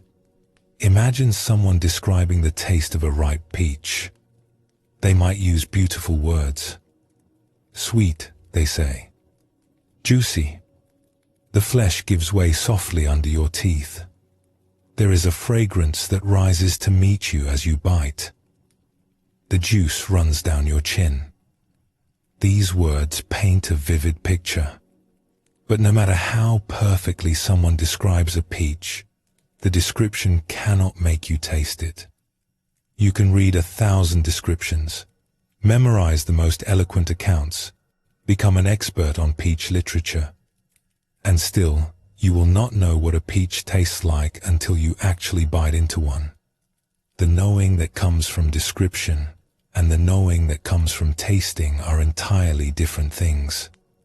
This is the heart of what Zen is pointing toward when it speaks of the finger and the moon. All our words and teachings and concepts are descriptions. They can be accurate, helpful, even beautiful. But they are not the thing itself. The thing itself can only be met directly, immediately, without the mediation of language. We live in a world rich with descriptions. We read about love and happiness, about peace and freedom, about the beauty of nature and the depths of spiritual experience. We accumulate these descriptions like a person who collects menus from fine restaurants. We know what is on offer. We can discuss the dishes intelligently, but we have not eaten. Zen invites us to stop reading menus and actually taste the meal. To stop describing the moon and actually look up. To stop talking about life and actually live it. This is not complicated. It is simply a shift from the mediated to the immediate, from the second-hand to the direct. Let us explore a story that shows how this shift can happen. In a valley known for its orchards, there lived a scholar named Bora, who had devoted herself to the study of nature. She had read every text she could find about trees and flowers, rivers and mountains, the movement of seasons and the behavior of animals. Her knowledge was vast and detailed. She could explain the life cycle of any plant, the migration patterns of birds, the way water shaped stone over centuries. But Bora rarely went outside. Her studies kept her busy indoors, surrounded by books and scrolls. When she needed to understand something about nature, she consulted her texts rather than walking out to see for herself. This seemed efficient to her. Why spend hours observing a tree when someone had already written everything important about trees? Her home was at the edge of the orchard district, and in spring the air filled with the fragrance of blossoming fruit trees.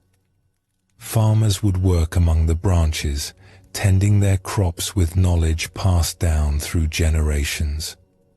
They knew when to prune and when to let grow, when to water and when to wait. Their knowledge was different from Bora's, but it was deep in its own way. One spring morning, an old farmer named Wu came to Bora's door. He had heard about her learning and wanted to ask her advice. His oldest pear tree, which had produced fruit for 50 years, was showing signs of disease. He had tried everything he knew, but nothing helped. Perhaps her books held some wisdom that could save it. Bora was pleased to be consulted. She searched through her texts and found detailed descriptions of pear tree diseases, their causes and treatments. She explained to Wu what the symptoms meant, what processes were at work inside the tree, what interventions might help. She spoke with confidence and precision, citing sources and explaining mechanisms. Wu listened carefully. When she finished, he thanked her politely. But there was something uncertain in his expression. "This is very helpful," he said. "But I wonder, have you ever seen a sick pear tree yourself? Have you touched the bark where it softens, or smelled the change in the sap?" Bora admitted that she had not. Her knowledge came from reading, not from direct observation. "Would you come and look at my tree?" Wu asked. "Perhaps you might see something that your books did not mention." Bora hesitated. She had so much reading to catch up on, but something in the old farmer's invitation stirred her curiosity. She agreed to come. The walk to Wu's orchard took her through groves of blossoming trees. The fragrance was overwhelming, sweet and alive in a way that her books had never quite captured. She found herself slowing down, noticing things she had only read about. The particular shape of apple blossoms versus pear blossoms. The sound of bees moving from flower to flower. The way morning light filtered through the white and pink petals. By the time they reached the sick tree, something had begun to shift in Bora. The tree stood at the edge of the orchard, its branches reaching toward the morning sun. Even she could see that something was wrong. The bark had a grayish tinge in places.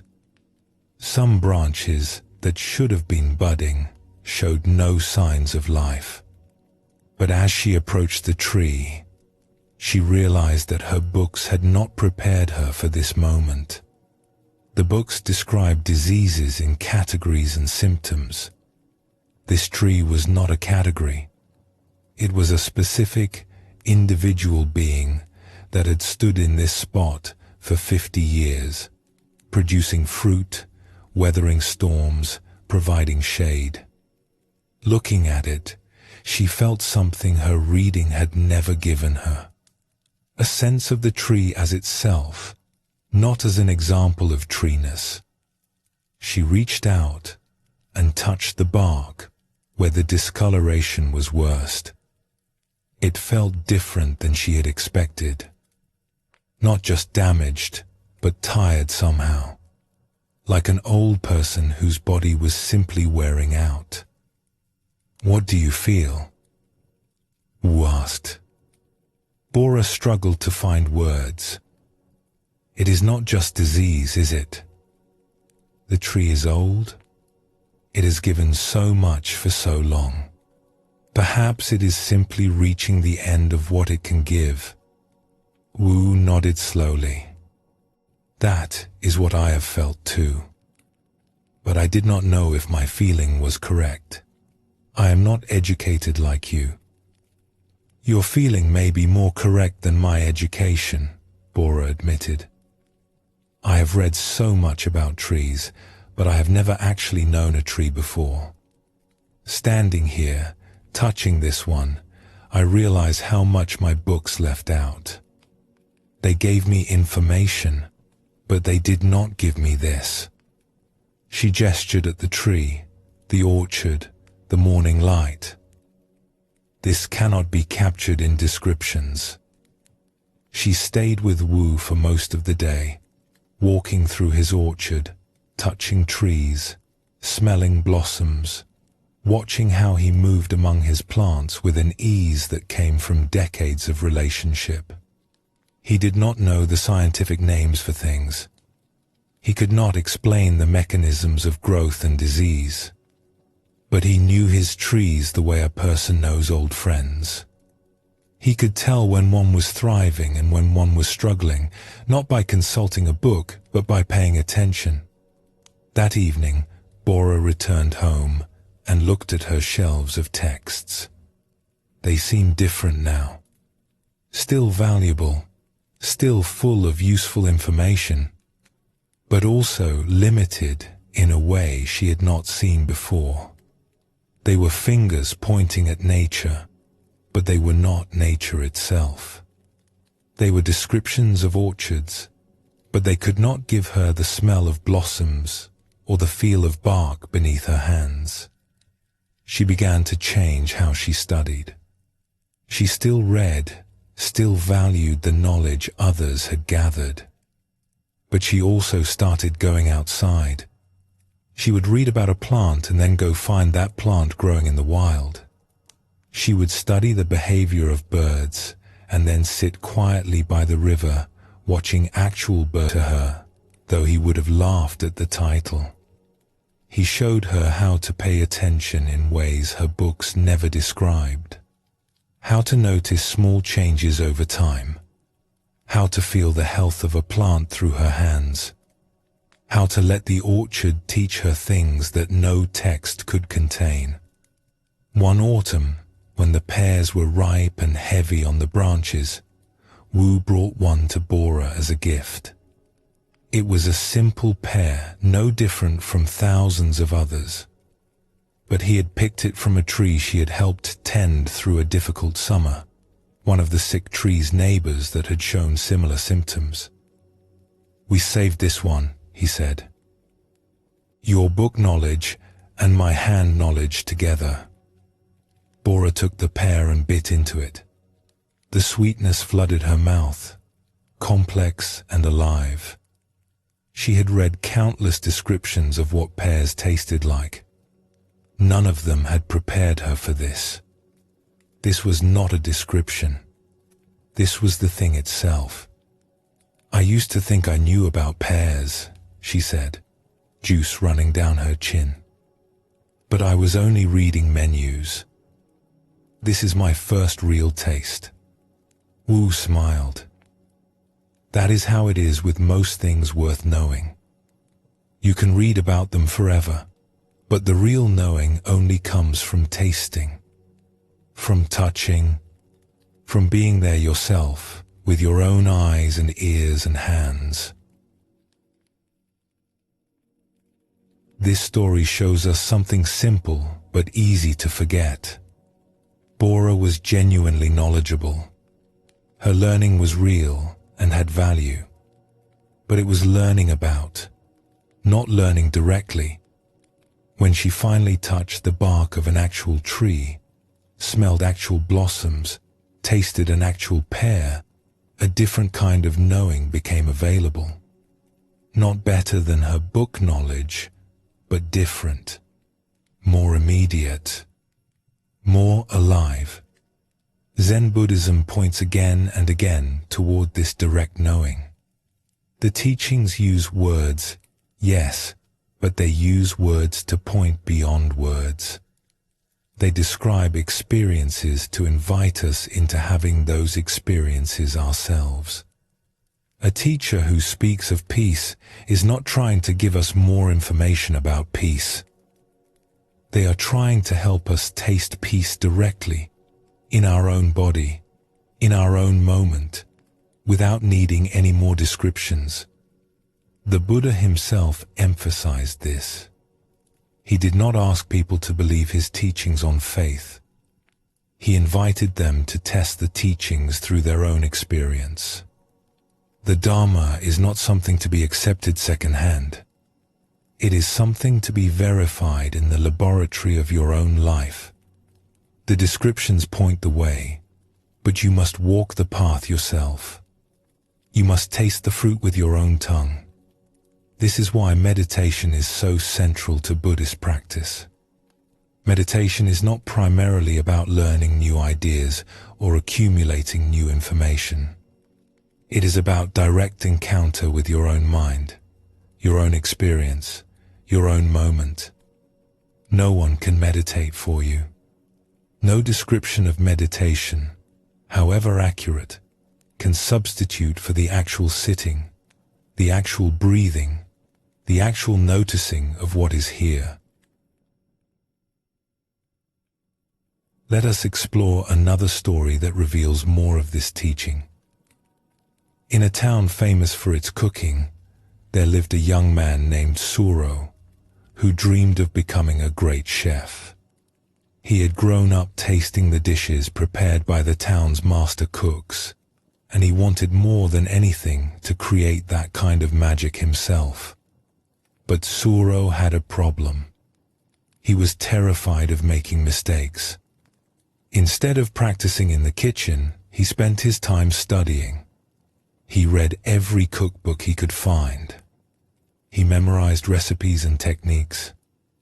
He could describe in perfect detail how to prepare hundreds of dishes, what temperatures to use, what proportions of ingredients, what timing for each step. His knowledge was thorough and precise, yet he almost never actually cooked. When he imagined himself in the kitchen, he saw all the ways things could go wrong. The sauce might break. The meat might be overcooked. The flavors might not balance properly. Better, he thought, to learn more first. Better to be completely prepared before risking failure. His mother saw what was happening and worried. Suro was now 25 years old, and his dream seemed further away than ever. He knew more about cooking than most practicing chefs, but he had never prepared a meal for anyone. His knowledge was like a beautiful map of a country he had never visited. One day, she told him about an old cook named Vera, who lived on the outskirts of town. Vera had once been famous for her restaurant, but she had closed it years ago and now lived quietly, cooking only for herself and occasional guests. She was said to be willing to teach those who approached her with sincerity. Suro went to find her, carrying a bundle of his favorite cookbooks and a list of questions he had prepared. He wanted to learn everything she knew before attempting anything himself. Vera was a small woman with strong hands and eyes that seemed to see more than most. She welcomed Suro into her kitchen, which was simple and well used, nothing like the grand kitchens he had read about. "I want to learn to cook," he told her, placing his books on her table. "I have studied for many years. I know the theory very well, but I feel I am not ready to begin."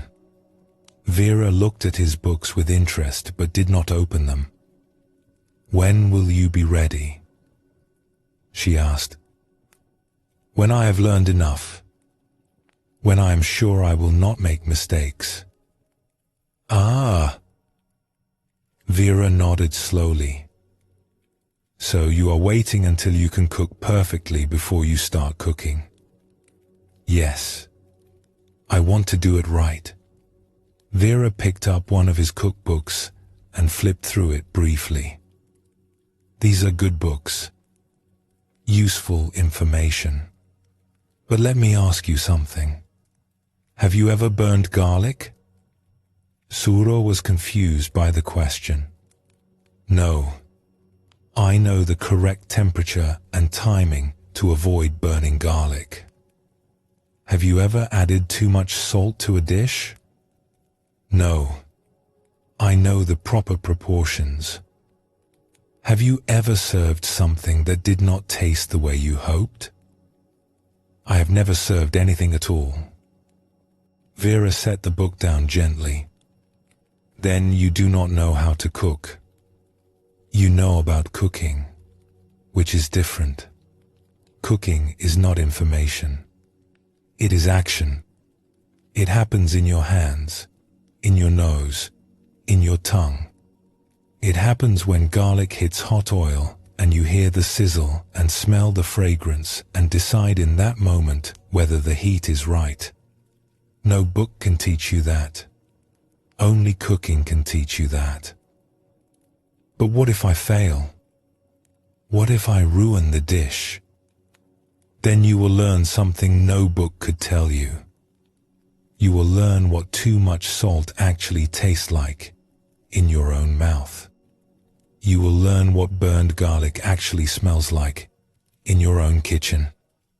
You will learn what it feels like to serve something imperfect and survive the experience. These lessons cannot be read.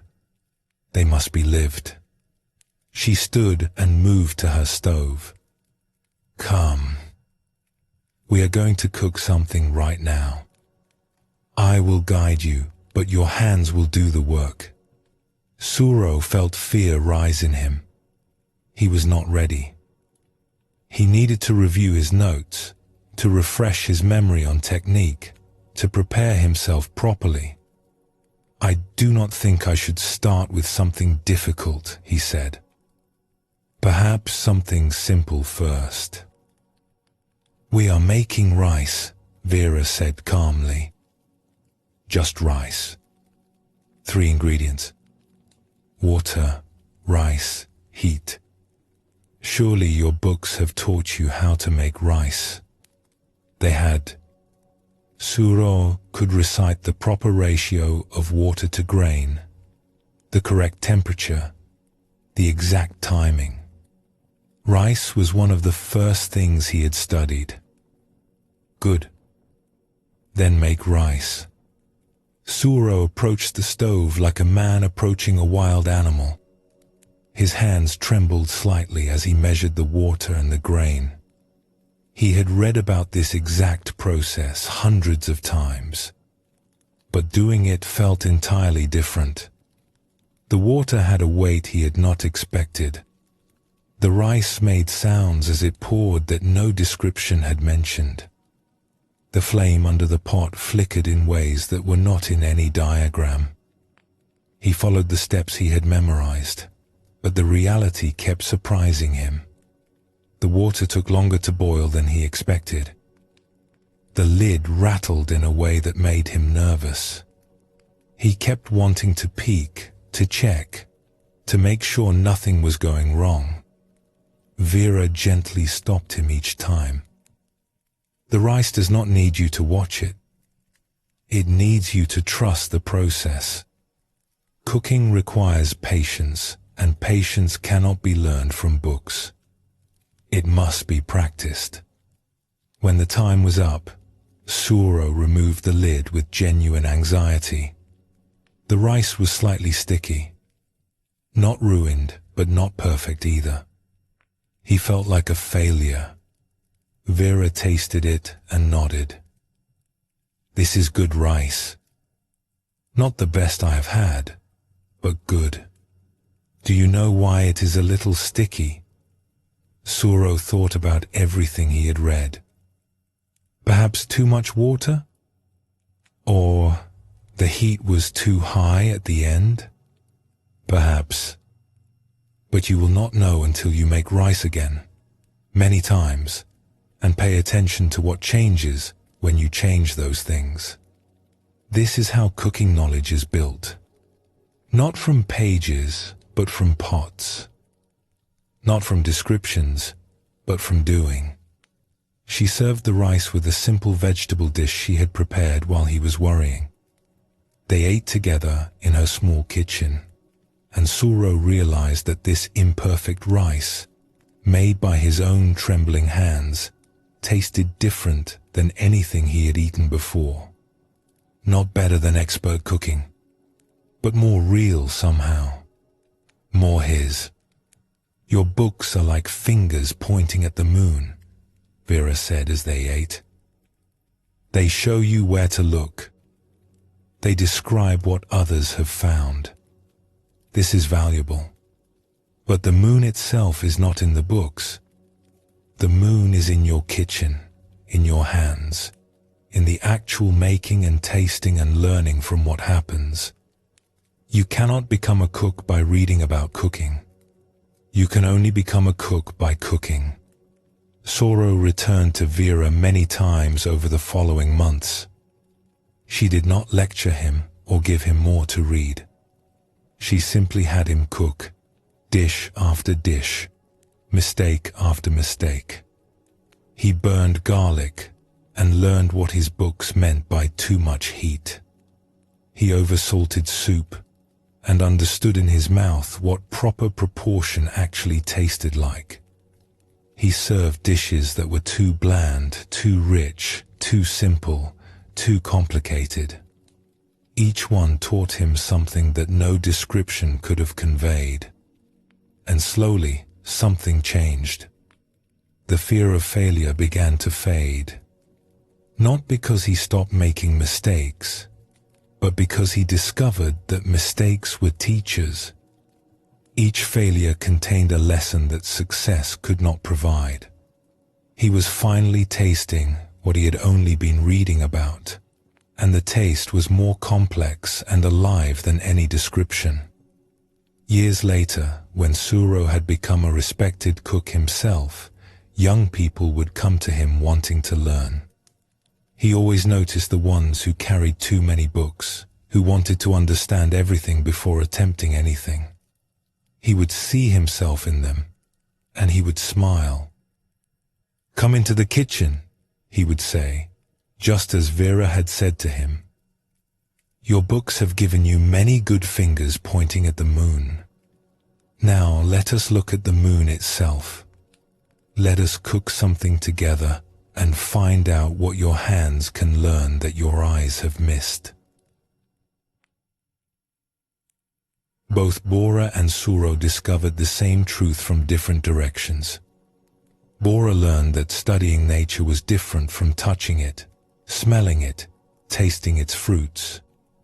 Suro learned that reading about cooking was different from the actual heat and smell and taste of the kitchen. Both had valuable knowledge, but both were missing the direct encounter that would make that knowledge come alive. This is what Zen means when it points beyond words. Not that words are worthless, but that they are incomplete. They describe the moon, but they are not the moon. They give us menus, but they are not the meal. At some point, we must set down our descriptions and actually live what they describe. The Buddha taught that each person must verify the truth through their own experience. He did not want followers who simply believed what he said. He wanted people who would taste the fruit for themselves and discover its sweetness directly. His teachings were fingers pointing toward a moon that each person must see with their own eyes. Tonight, as you listen, you might consider what you have been reading about without tasting. What do you know about without knowing directly? This is not meant as judgment. We all live partly in descriptions, partly in direct experience. But the invitation is always open to taste more, to touch more, to move from the menu into the meal. The moon is not in the finger. The peach is not in the description. The knowing you seek is not in more words. It is in the simple, direct encounter with what is here. Take a slow breath now and feel the actual sensation of breathing. Not the idea of breath, not a description of breathing, but this breath, this moment, this simple rise and fall that is happening right now. This is not something you need to read about. It is already here, waiting to be noticed.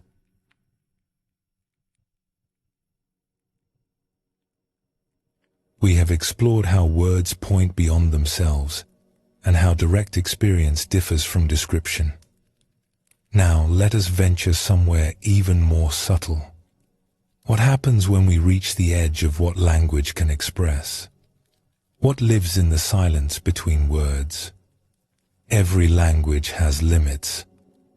Words are wonderful tools, but they work by dividing the world into pieces. We say tree, and we have separated that living thing from everything around it. We say happy, and we have cut one feeling from the flowing river of experience. This dividing is useful. It helps us communicate, plan, and think. But it also leaves something out. The wholeness before the dividing. The silence before the words. There are experiences that words can approach, but never quite capture. The feeling of holding a newborn child. The moment just before sleep takes you. The vastness you sense when looking at stars on a clear night. We can talk around these experiences, gesture toward them, pile up descriptions and metaphors. But anyone who has actually felt them knows that the words fall short. Something essential slips through the net of language. Zen Buddhism has always been aware of this limitation. The early masters developed ways of teaching that pointed beyond words even while using them. They told stories that confused the logical mind on purpose. They asked questions that had no rational answers. They used silence as deliberately as they used speech. All of this was designed to help students reach the edge of language and glimpse what lay beyond. The finger pointing at the moon is itself such a teaching. It uses words to point beyond words. It uses a concept to undermine our trust in concepts. It is a kind of verbal doorway that opens into silence. Let us explore a story that shows how one seeker reached this edge. In a city known for its great debates and philosophical traditions, there lived a thinker named Oma who had devoted her life to understanding. Since childhood, she had been fascinated by big questions. What is real? What is the self? What is the nature of existence? She pursued these questions with passion and discipline, studying with the finest teachers, reading every text she could find, engaging in debates that lasted long into the night. By the time she was 40, Oma had developed a comprehensive philosophy. She could explain how the mind worked, how perception related to reality, how the sense of self arose and dissolved. Her system was elegant and thorough. Other thinkers came to study with her, impressed by the clarity of her explanations. But something troubled her. The more complete her philosophy became, the less satisfied she felt. It was as though her explanations however accurate, were missing something essential. She could describe consciousness in great detail, but the descriptions felt thin compared to the actual experience of being conscious. She could map the self with precision, but the map seemed pale next to the mysterious fact of existing. She tried to capture this missing element in new concepts, new frameworks, new ways of speaking. But each attempt felt like trying to hold water in her hands. The more tightly she grasped, the more it slipped away. One autumn, an old teacher named Roshi arrived in the city. He came from a tradition very different from Oma's.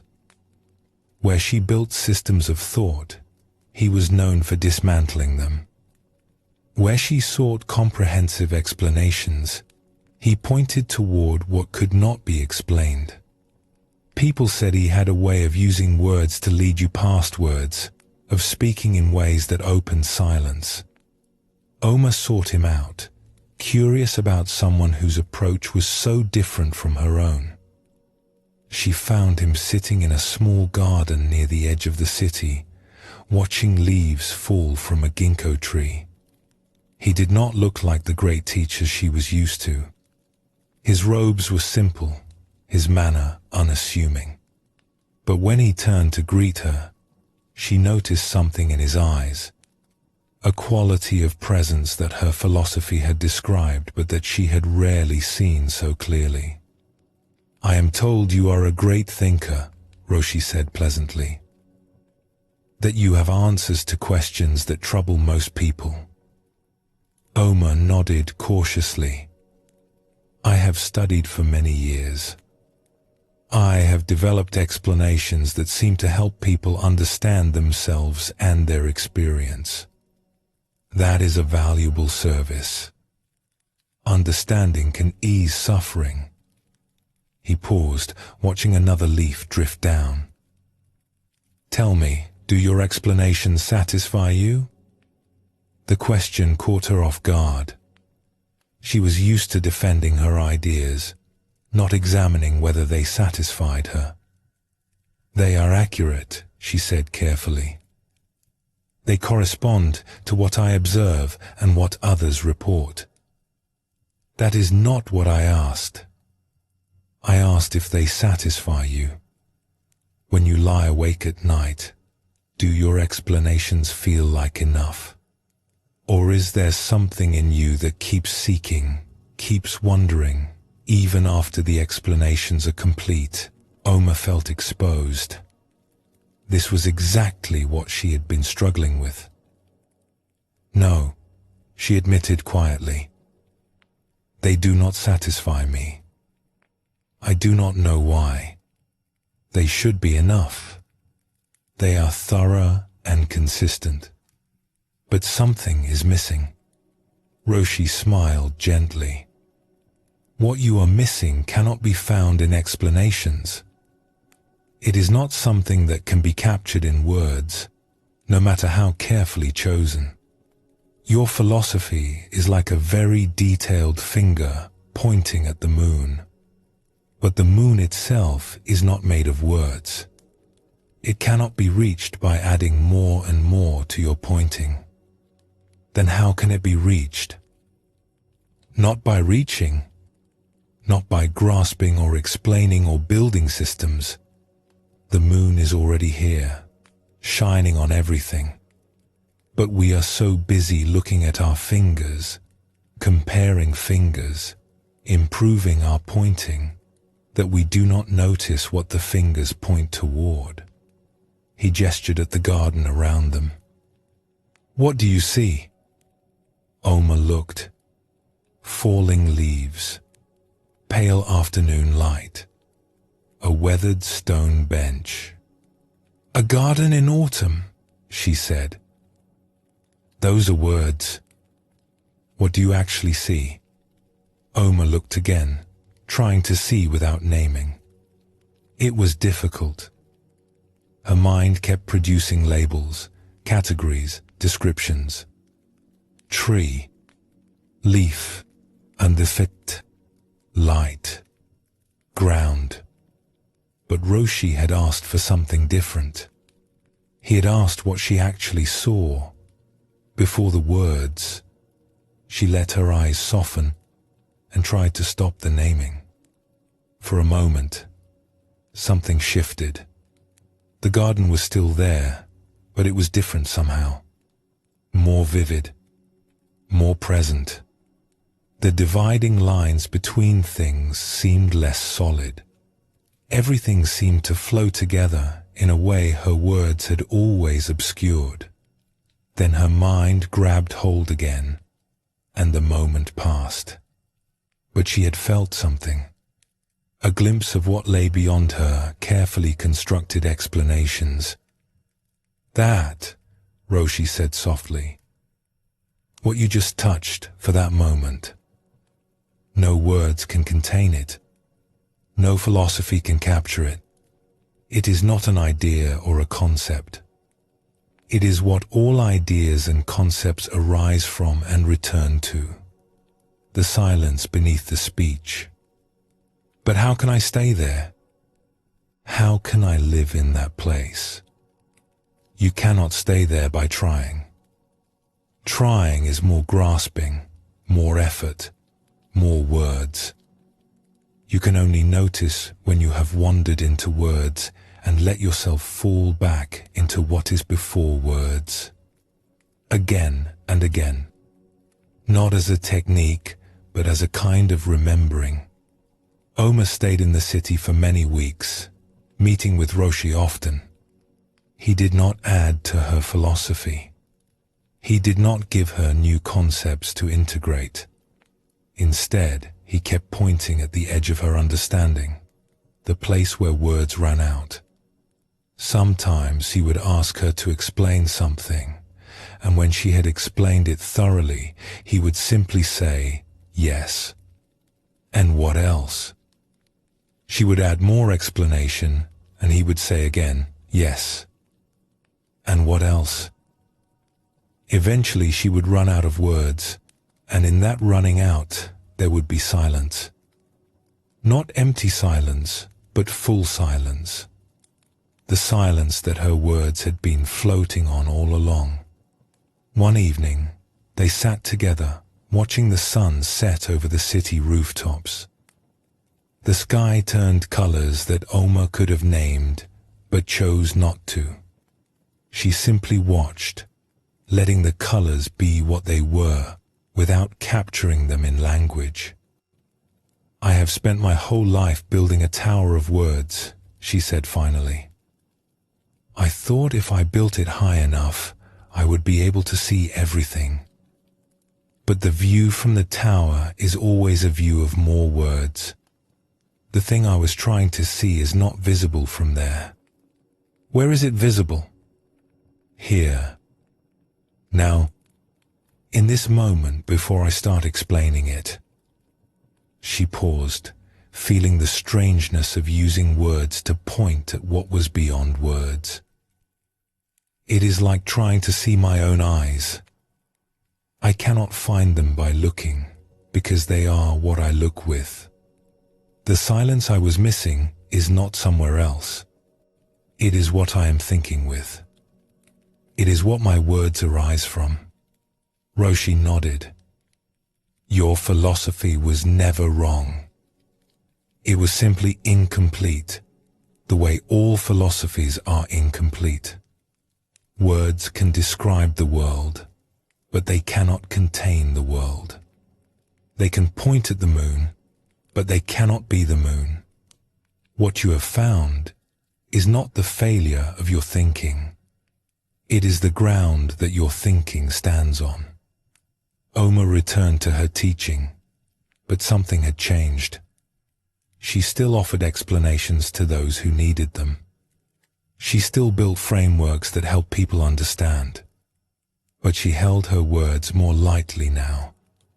She knew they were fingers, useful for pointing, but she no longer confused them with what they pointed toward.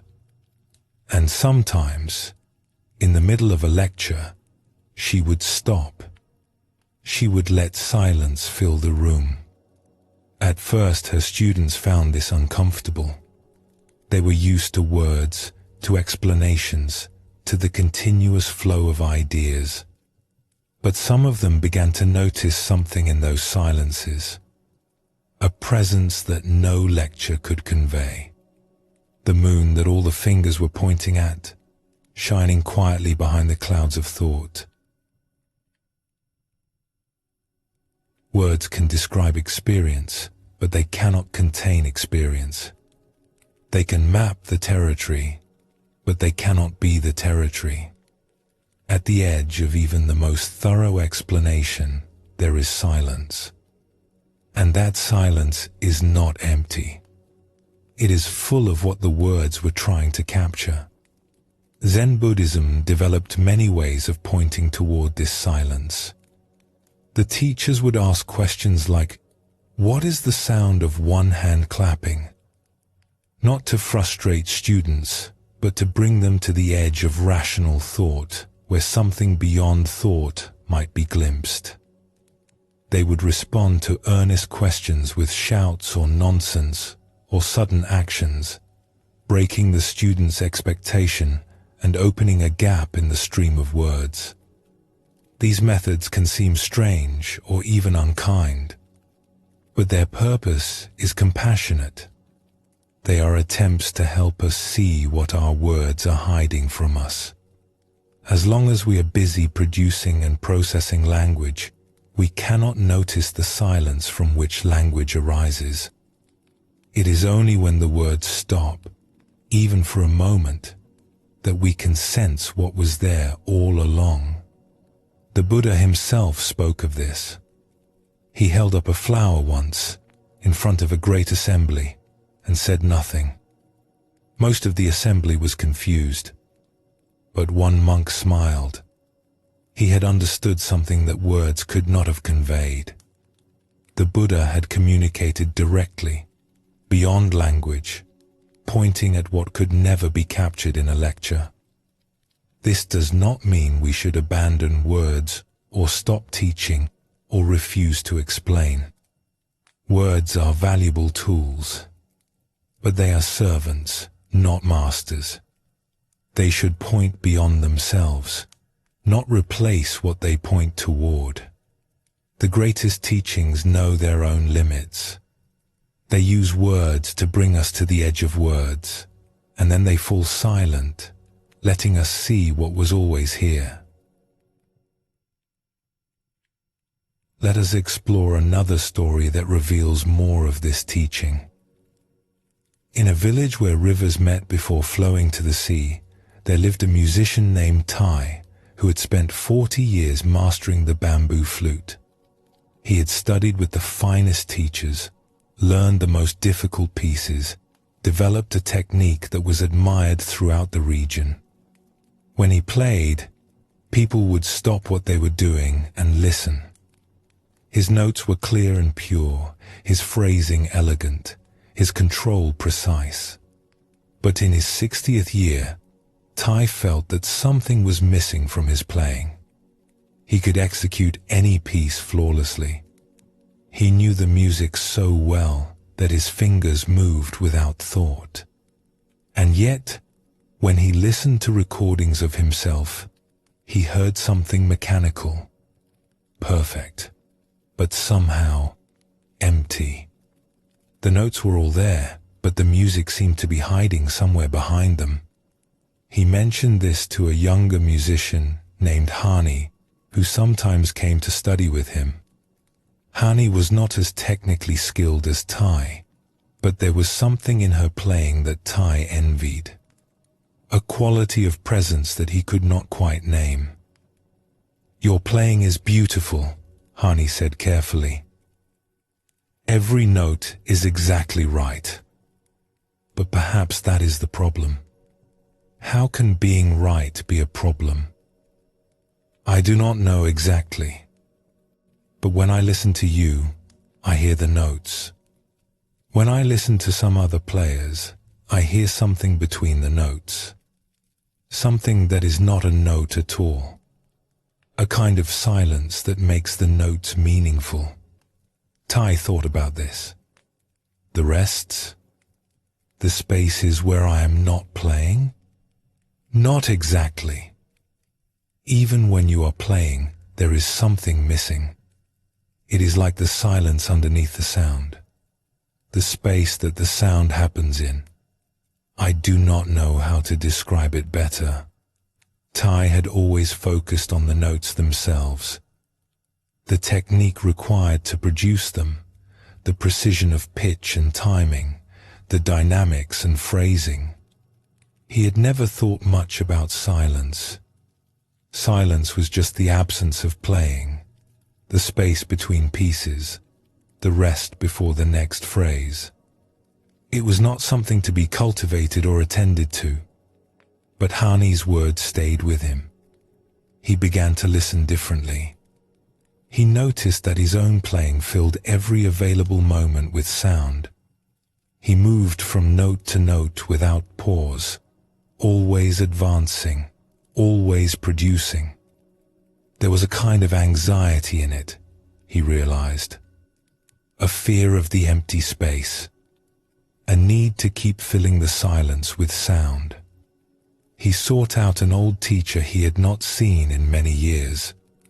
Her name was Miko, and she had been famous once for a style of playing that was unlike anyone else's.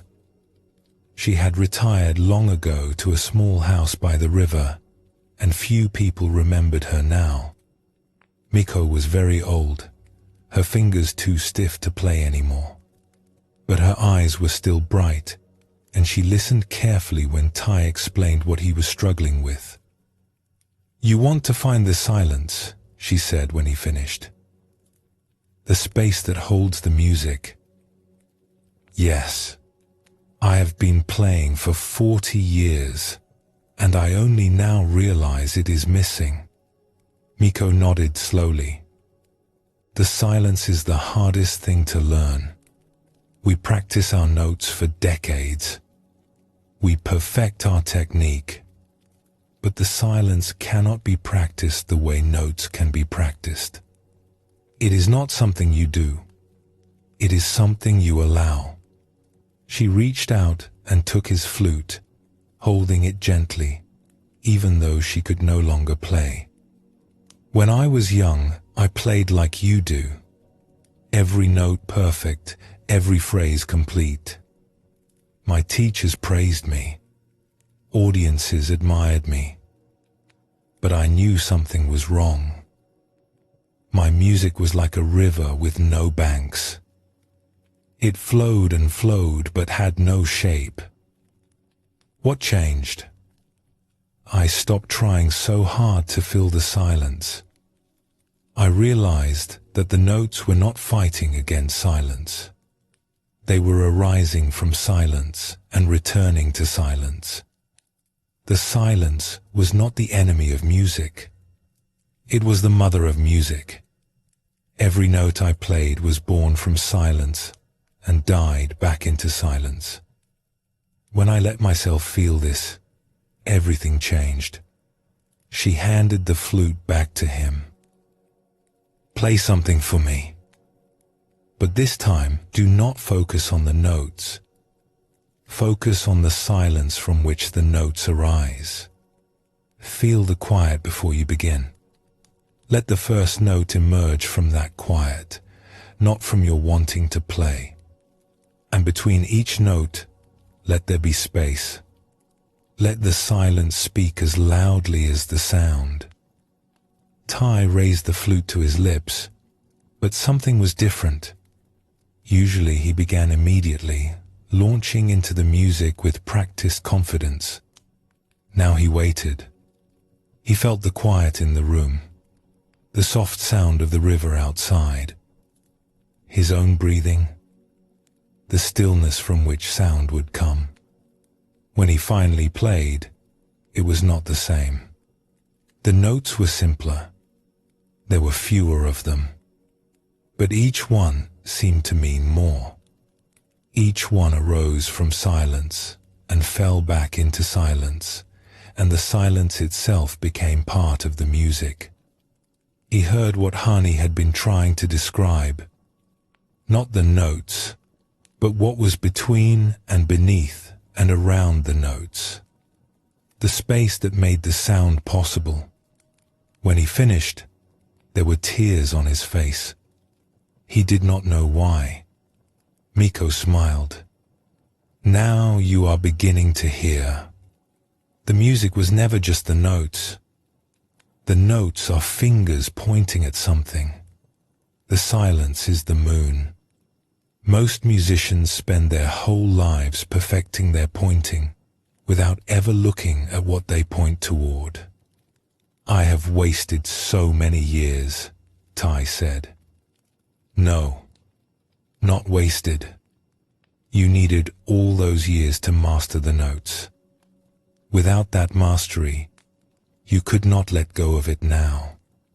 The finger must be strong and clear before it can point well. You have built a beautiful finger. Now you can use it to show others where to look. In the years that followed, Tai's playing changed profoundly. He used fewer notes. He left more space. People who had admired his technical perfection found this new style strange at first. Some said he had lost his edge, but others heard something they had never heard before. They heard the silence singing. They heard the moon that all his beautiful notes had been pointing toward. When students came to him now, he taught them technique, of course. The notes must be clear and true. The finger must point accurately.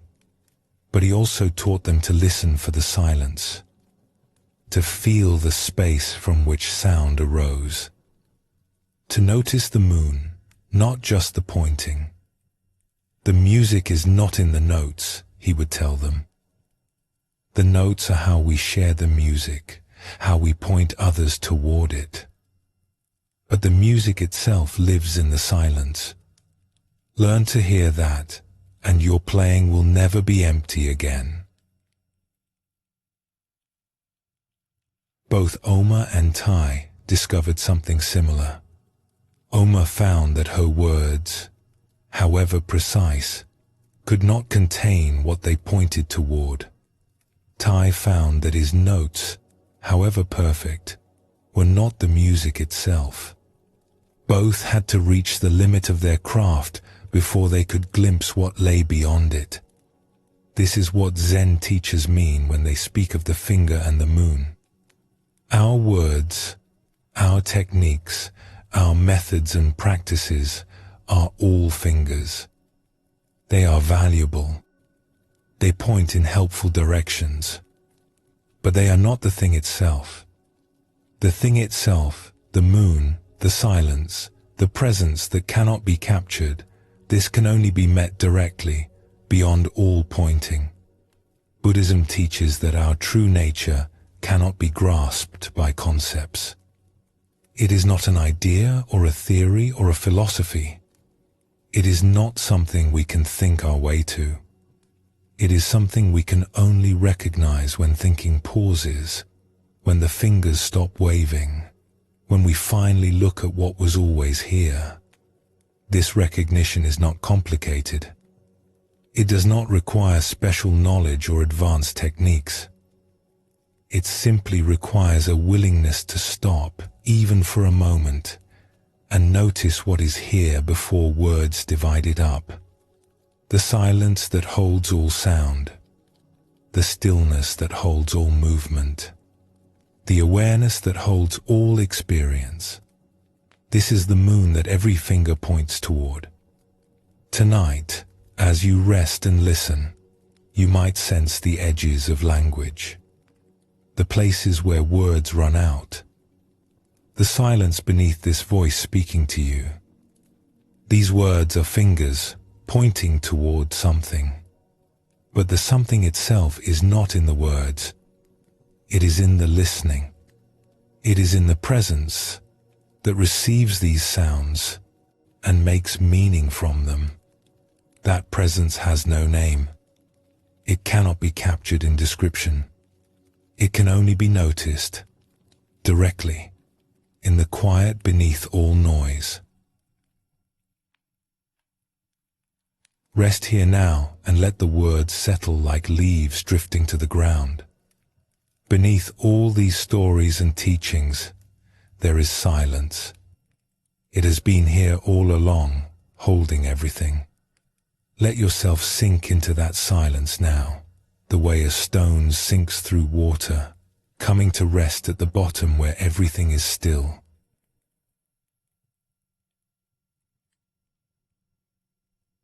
We have explored how words point beyond themselves, how silence lives beneath all speech, and how the deepest truths resist being captured in language. Now let us turn to something that might seem paradoxical. How do we use words skillfully while knowing their limits? How do we speak in ways that point beyond speaking? This is the art that great teachers have always practiced. They know that words cannot contain the truth, and yet they use words anyway. They know that it is not contradiction. It is wisdom in action. The key is in how we use words. Words can be used to build walls, to define and limit, to close doors. Or words can be used to open windows, to invite and suggest, to point toward what lies beyond them. The same language can imprison or liberate, depending on how it is held. When we speak from certainty, claiming to have captured the truth in our phrases, our words become walls. But when we speak from humility, knowing that our words are only fingers pointing at something larger, they become windows. The listener senses the difference. One kind of speech closes them down. The other kind opens them up. Zen masters developed this art to a high degree. They learned to use words against words, to speak in ways that undermined the listener's trust in speech, to craft sentences that dissolved into silence just when they seemed about to conclude. Their goal was not to confuse, but to liberate. They wanted their students to stop grasping at words and start seeing what words pointed toward. Let us explore a story that shows how this kind of speaking can work. In a region where mountains rose sharply from green valleys, there lived a teacher named Sana who was known for the unusual way she taught. Other teachers gave lectures, explained principles, offered systematic instruction. Sana told stories. That was almost all she did. When students came with questions, she answered with stories. When they struggled with practice, she offered stories. When they thought they had understood something, she told them another story that complicated their understanding. Some students found this frustrating. They wanted direct answers, clear explanations, something solid to hold on to. They would ask a simple question and receive a winding tale about a farmer or a fisherman or a wandering monk. How was this supposed to help them? But other students began to notice something. The stories worked on them in ways that explanations never had. A teaching that might have remained abstract as a principle became vivid and memorable as a story. And more than that, the stories seemed to have layers. A student would hear a tale and think they understood it, and then weeks or months later, the same story would return to mind and reveal something new. A young monk named Kenta came to study with Sana, eager to learn the great truths of the tradition. He had read many texts and could discuss philosophy with sophistication. He expected Sana to be impressed by his knowledge. Instead, she listened to his display of learning with patient attention and then said, "Let me tell you about a man who collected beautiful stones." Kenta tried to hide his disappointment. He had come for wisdom, not children's tales. But Sana continued as if she had not noticed. This man traveled the world seeking the most beautiful stones. He found them on beaches and in riverbeds, in caves and on mountaintops. He carried them home and arranged them carefully, examining each one, appreciating its colors and patterns. His collection grew famous. People came from distant places to see it. One day, a visitor looked at all the beautiful stones and asked, "What do you do with them?" The collector was confused. "I collect them," he said. "I study them. I compare them. I arrange them in pleasing patterns. But what do you do with them?" The visitor asked again. The collector had no answer. He had never thought to do anything with the stones except possess and display them. Sana fell silent. Kenta waited for the explanation, the moral, the application to his life. But Sana simply sat, watching him with calm eyes. "What does it mean?" he asked finally. "What do you think it means? That I am like the collector? That my knowledge is like the stones? That I am hoarding wisdom instead of using it?" Sana smiled slightly. "Those are interesting thoughts. But the story does not mean any one thing. It is not a coded message with a single correct translation. It is more like a window. Different people look through it and see different views. What matters is not what I meant by the story. What matters is what the story awakens in you." This puzzled Kenta. He was used to teachings that had right answers, explanations that could be memorized and repeated. A story that meant different things to different people seemed unreliable, imprecise. "How can I learn if the teachings are not clear?" he asked. "Clarity can be a trap," Sana replied. "When something is too clear, you think you have understood it and you stop looking. A good story is clear enough to engage you but mysterious enough to keep you wondering. It works on you over time, revealing new layers as you grow ready to see them."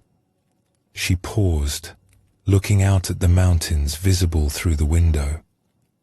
"The truth I want to share with you cannot be said directly. If I try to say it plainly, you will hear my words and think you have understood. But you will have only understood my words, not the truth they point toward. The stories are like fingers that keep moving, that refuse to let you stare at them too long. They keep redirecting your attention toward something I cannot name directly." Kenta stayed with Sana for several years. She never gave him the systematic explanations he initially wanted. She just kept telling stories. Stories about monks who found enlightenment in unexpected ways. Stories about ordinary people discovering extraordinary truths in simple moments.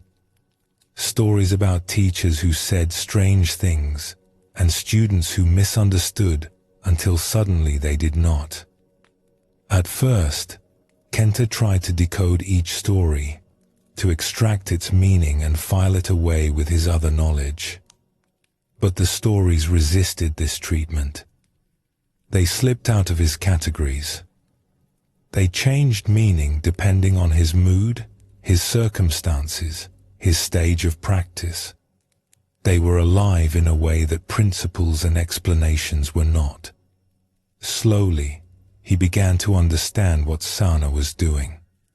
She was not withholding direct teaching out of stubbornness or game playing. She was using stories because stories could do something that direct teaching could not. They could plant seeds that would grow in their own time. They could work on the heart as well as the mind. They could point at the moon without pretending to be the moon. One evening, After Sana had told a particularly puzzling story about a farmer who kept losing and finding the same ox, Kenta asked her why she had devoted herself to this way of teaching. "When I was young," she said, "I had a teacher who explained everything clearly. He was brilliant. His explanations were perfect. I understood everything he said. And yet, something was missing. I had the words, but not the reality. I had the finger but could not see the moon. Then I met another teacher who only told stories. I was frustrated at first, just as you were. I wanted him to speak plainly. But over time, I noticed that his stories were changing me in ways the explanations never had. They were getting inside me, working in places that logic could not reach. And through them, I began to glimpse what the first teacher's words had been pointing at all along." She poked at the fire burning low in the hearth. "Now I tell stories because they are honest in a way that explanations are not. An explanation pretends to capture the truth. It says, 'Here it is, now you have it.' But a story admits its own incompleteness. It says, 'Here is a window. Look through and see what you can see.' A story knows it is a finger. An explanation often forgets." Kenta thought about all the texts he had memorized, all the principles he had collected. They had seemed so valuable, so important. But now he wondered if they had been walls more than windows, stones he had hoarded rather than paths he had walked. "What should I do with everything I have learned?" he asked. "Do not throw it away. Your learning has value, but hold it the way you would hold a bird. Too tight and you crush it. Too loose and it flies away. Hold it gently so it can be alive in your hands. Let your knowledge be a living thing that grows and changes, not stories more often than explanations." He discovered that a well-chosen tale could slip past defenses that arguments only strengthened. He learned to use words the way Sana had used them, as windows rather than walls, as fingers that kept pointing, as invitations rather than conclusions. And sometimes, in the middle of a story, he would stop. He would let the silence hold what the words could not contain. He would wait, and sometimes his students would find in that waiting something that no story could have given them directly. The moon that all his pointing was aimed at, shining quietly behind the clouds of thought. This story shows us how words can be used to point beyond themselves. Sana did not trust direct explanations, not because she could not offer them, but because she understood their limitations. Stories, with their layers and ambiguities, their ability to mean different things at different times, were more honest about the limits of language. They invited rather than concluded. They opened windows rather than building walls. Zen Buddhism is full of this kind of teaching. The koans, those puzzling questions and phrases that seem to make no sense, work the same way. They use words to frustrate the word-seeking mind, to bring the student to a place where grasping fails and something else becomes possible. The master who shouts or strikes or offers a nonsense reply is not being cruel. They are trying to break the student's habit of turning everything into more words, more thoughts, more concepts. This is the art of speaking without speaking, using language to undermine language, using the finger to point at the moon while simultaneously reminding the student not to stare at the finger. It is a delicate balance, easily misunderstood. But when it works, it can open doors that explanation could never open. Let us explore another story that reveals more of this teaching. In a town where traders gathered from many lands, there lived a young woman named Leida who worked as a translator. She spoke 5 languages fluently and could make sense of several others. Her skill was in high demand, for the traders needed someone who could bridge their different tongues. Leida was good at her work. She rendered words accurately, finding the right phrase in each language to carry the meaning across. But over time, she began to notice something. The words were not always the most important part of what people said. Sometimes a trader would speak urgently, and the urgency mattered more than the specific words. Sometimes a buyer would hesitate, and the hesitation said more than the sentence that followed. There was a whole layer of communication happening beneath the language, and Leida began to wonder if she was translating only the surface while missing what lay below. She mentioned this to an old merchant named Cho, who had been trading across cultures for 50 years.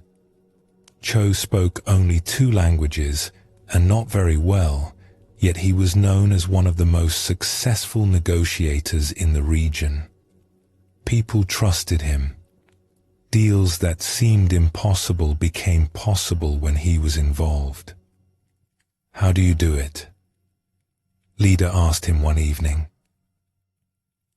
"Your language skills are limited, but you seem to understand people better than I do, and I speak 5 languages. I'm not my problems like her. I'm many languages. Your language skills are limited. I'm many languages. I'm many languages. Your language skills are limited. I'm many languages. I'm many languages. I'm many languages." Cho laughed warmly. Words are only the smallest part of speaking. The largest part is everything else. The tone, the timing, the posture, the eyes. What is said, what is not said, what is almost said and then held back. You translate the words. I listen for everything around the words. Can you teach me? Cho considered this. I can try, but it is not something that can be explained exactly. It must be felt. Come with me tomorrow when I meet with the silk merchants. Watch, but do not translate. Just watch. See what you notice when you are not busy with words. The next day, Leida sat in the corner while Cho met with 2 merchants who wanted to establish a new trade route. She was used to being in the center of such meetings, converting each phrase from one language to another. Sitting silently felt strange, but without words to process, she began to notice other things. The way one merchant leaned forward when interested and back when doubtful. The pauses that stretched just a moment too long, suggesting hesitation or mistrust. The flicker of expression that crossed the face before the polite mask returned. The rhythm of the conversation, how it flowed and stuck and flowed again. She noticed that Cho seemed to respond to these signals more than to the actual words. When a merchant hesitated, Cho would slow down and offer reassurance. When tension arose, he would make a small joke or change the subject briefly. He was navigating by something other than language, reading a map that the words only hinted at. Afterward, she asked him about specific moments. When the older merchant mentioned the mountain passes, you changed your approach. Why? Cho nodded appreciatively. You saw that. His words said the passes were difficult, but his voice said something more. There was fear there, old fear, perhaps a bad experience. I could not ask directly without embarrassing him. So I simply acknowledged that the passes were challenging and suggested we could discuss alternative routes. His shoulders relaxed. The fear had been heard without being named. But how did you know? His words did not say he was afraid. Words are like the surface of a pond. They show you something, but there is always more beneath. When you listen only to the surface, you miss the depths. But when you listen to everything, the tone, the pace, the body, the breath, you begin to feel what lives below the words. Over the following months, Lida practiced this different kind of listening. She still translated when needed, but she began to pay attention to what surrounded the words. She noticed how much was communicated through silence, through gesture, through the quality of attention. She discovered that sometimes the most important part of a conversation was what no one said aloud. Her translations began to change. She still rendered the words accurately, but she also began to capture the feeling beneath them. When a speaker was nervous, her translation somehow conveyed that nervousness, even if the words themselves were confident. When there was hidden warmth behind formal phrases, her rendering allowed that warmth to come through. People began to request her specifically. They said she translated not just their words, but their meaning. She helped them be understood in ways that went beyond language. One evening, she thanked Cho for what he had taught her. "You showed me that words are not the whole of communication. They are more like signposts, pointing at what someone really means. If I only read the signs, I miss the destination. But if I follow where they point, I find what the person is actually trying to share." Cho nodded. When people speak, they are trying to share something from inside themselves. Something they feel or want or fear or hope. The words are just their best attempt to get that inner thing across to you. But words are clumsy tools. They never quite capture what we mean. So we fill in the gaps with everything else, all the unspoken signals that say, "This is what I really mean," even if my words are not quite right. A good listener hears the words and looks for what they point toward. They do not stop at the finger. They look for the moon. Like the teaching about the finger and the moon, Lida said. Exactly. Every time someone speaks, they are pointing at something. The words are the finger. What they really mean is the moon. Most people spend their whole lives staring at fingers. The rare ones, the ones who truly understand others, they have learned to see where the fingers point. Lida carried this teaching into all her work after that. When she translated not just words but intention. When she listened to friends, she listened not just for what they said, but for what they were trying to say. She discovered that almost everyone was pointing at moons they could not quite describe, hoping someone would understand what they meant even when their words fell short. And she learned to point more skillfully herself. When she needed to share something important, she stopped relying on words alone.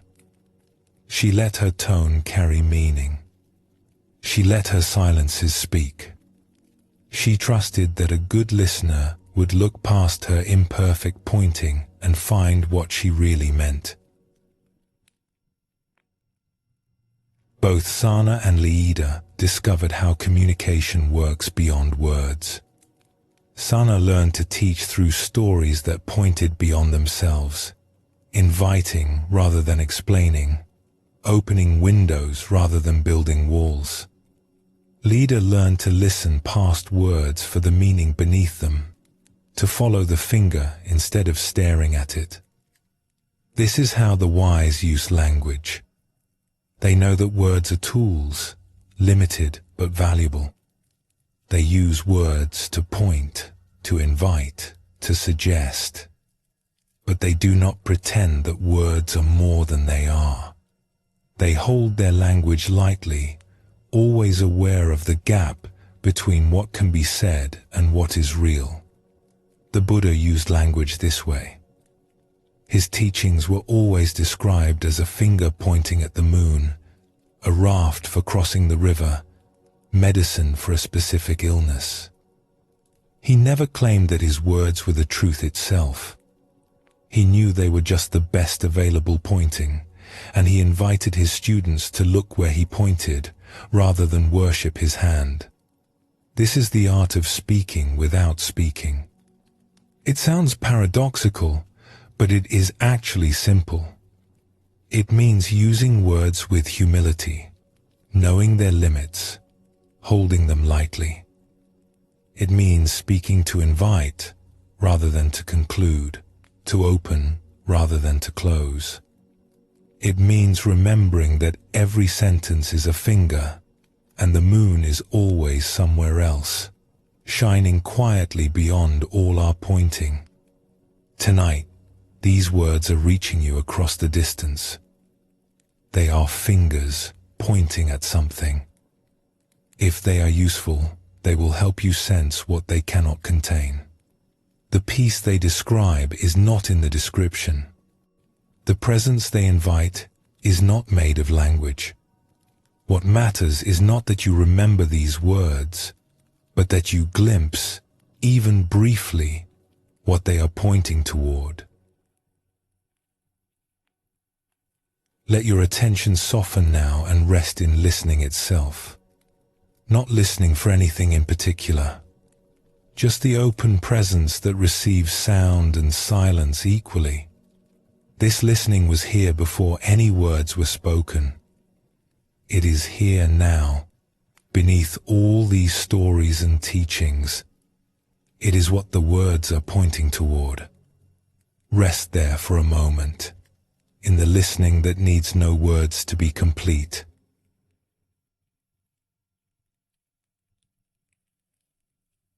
We have journeyed far together tonight.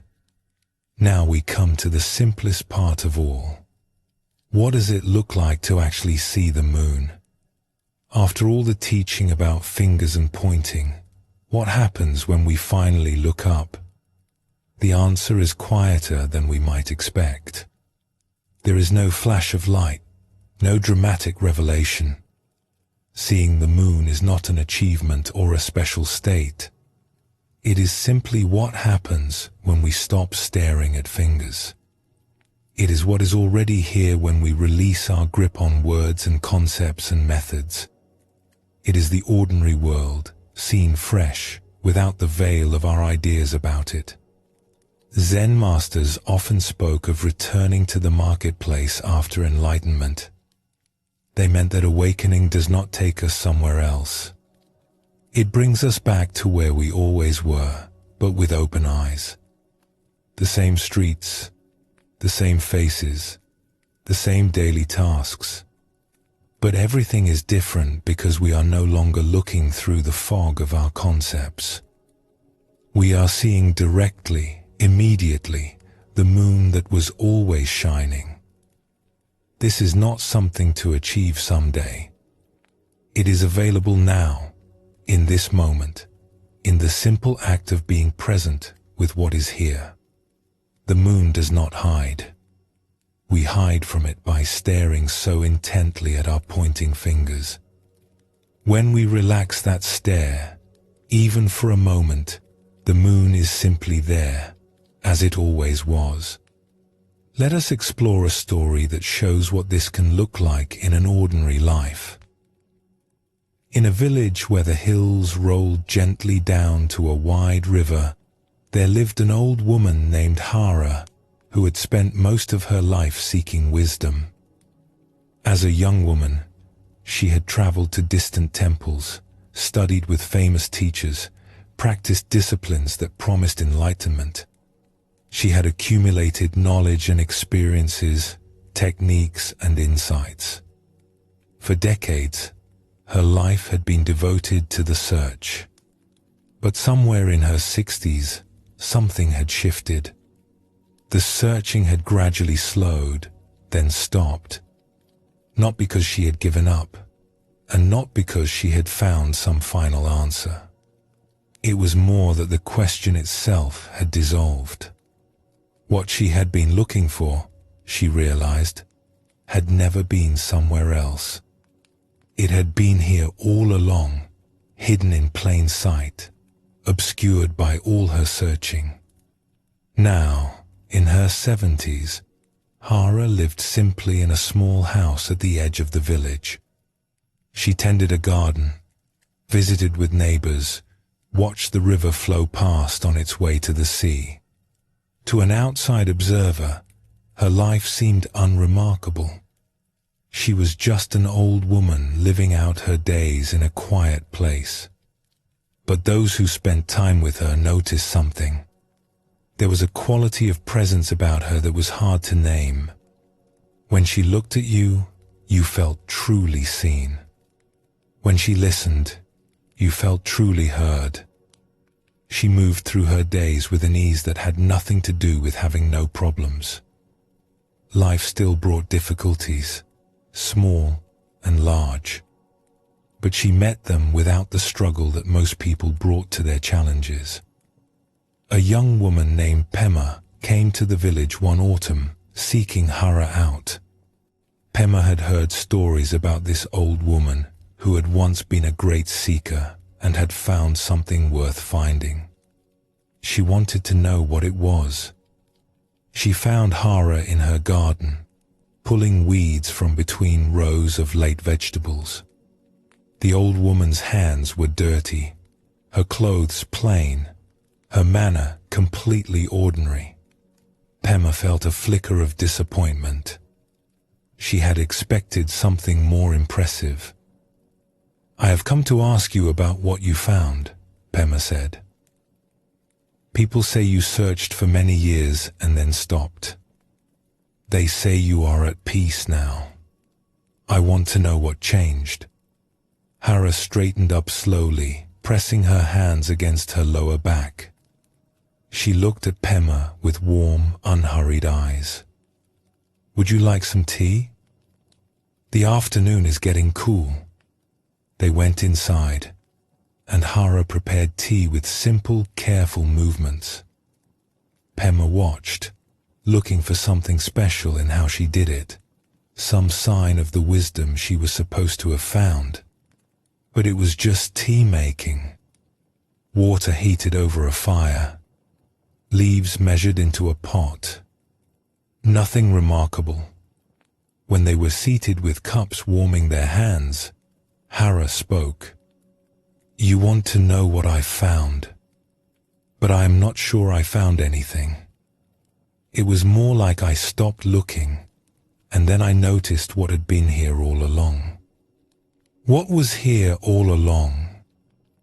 Hara gestured at the room around them. The simple wooden walls, the afternoon light falling through the window, the steam rising from their cups, the sound of wind in the trees outside. This, just this. Nothing special, nothing hidden. Just what is here, in each moment, when we are actually present with it. Pema frowned slightly. "But I am present with this too. I see the same room, hear the same wind. What makes it different for you? Perhaps nothing. Or perhaps everything." Hara smiled gently. "When I was young, I was always looking past what was here, searching for something more, something better, something that would finally satisfy me. Even when I sat in beautiful temples with wise teachers, part of me was already looking ahead to the next teaching, the next experience, the next step on the path. I was so busy seeking the moon that I never stopped to actually see it. She sipped her tea, taking her time. Then one day, I was sitting by a stream, thinking about all the things I still needed to learn, all the practices I still needed to master. And a leaf fell into the water right in front of me. Just a leaf. Nothing special. But for some reason, I actually saw it. I was not thinking about what it meant or how it related to my path. I just saw it. The colors, the way it turned in the current, the light on the water around it. She paused, remembering. And in that moment I realized that I had been staring at fingers my whole life. All my teachings and practices and seeking, they were all fingers pointing at something. But I had been so busy studying the fingers, comparing them, collecting them, that I had never simply looked at what they were pointing toward. The leaf in the stream was the moon. This cup of tea is the moon. Your face right now, listening to me, is the moon. It was never hidden. I was just too busy looking elsewhere.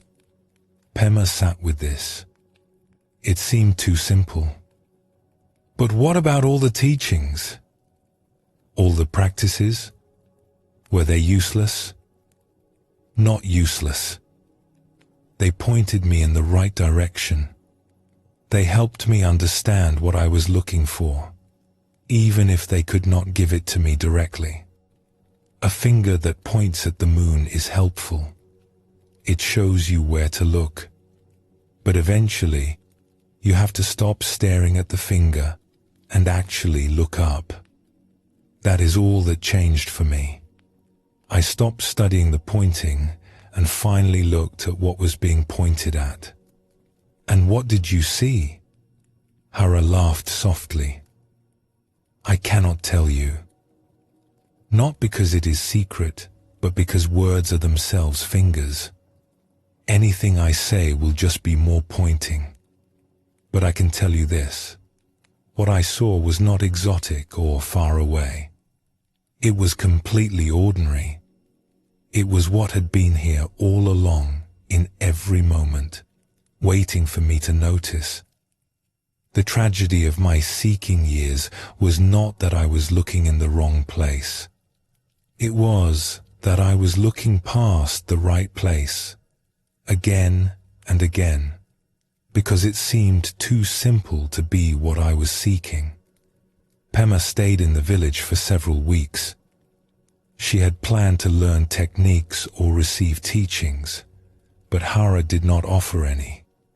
Instead, she simply lived her life and allowed Pema to be part of it. They gardened together, cooked meals, walked by the river, sat in comfortable silence as the evenings grew dark. At first, Pema was restless. She wanted instruction, guidance, something to work on. But Hara just kept doing ordinary things with that unusual quality of presence. And slowly, Pema began to understand that this was the teaching. Not words about presence, but presence itself. Not fingers pointing at the moon, but the moon shining quietly in every simple moment. One morning, Pema was helping Hara hang laundry on a line strung between two trees. The sheets billowed in the breeze, white against the blue sky. Pema was thinking about her plans, her path, all the things she still needed to figure out. And then, for no particular reason, she actually saw the sheet in front of her. The whiteness of it, the way the wind gave it shape and movement, the simple beauty of cloth and air and light. She stood still, her hands on the damp fabric, and felt something shift. It was not dramatic.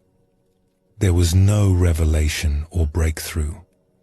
She just noticed that she was here, fully here, in this moment, with this sheet, under this sky. The seeking mind that was always running ahead had paused.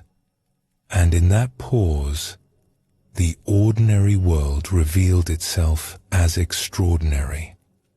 Not because anything had changed, but because she was finally looking. When she turned to Hara, the old woman was watching her with a knowing smile. "You saw it," Hara said. It was not a question.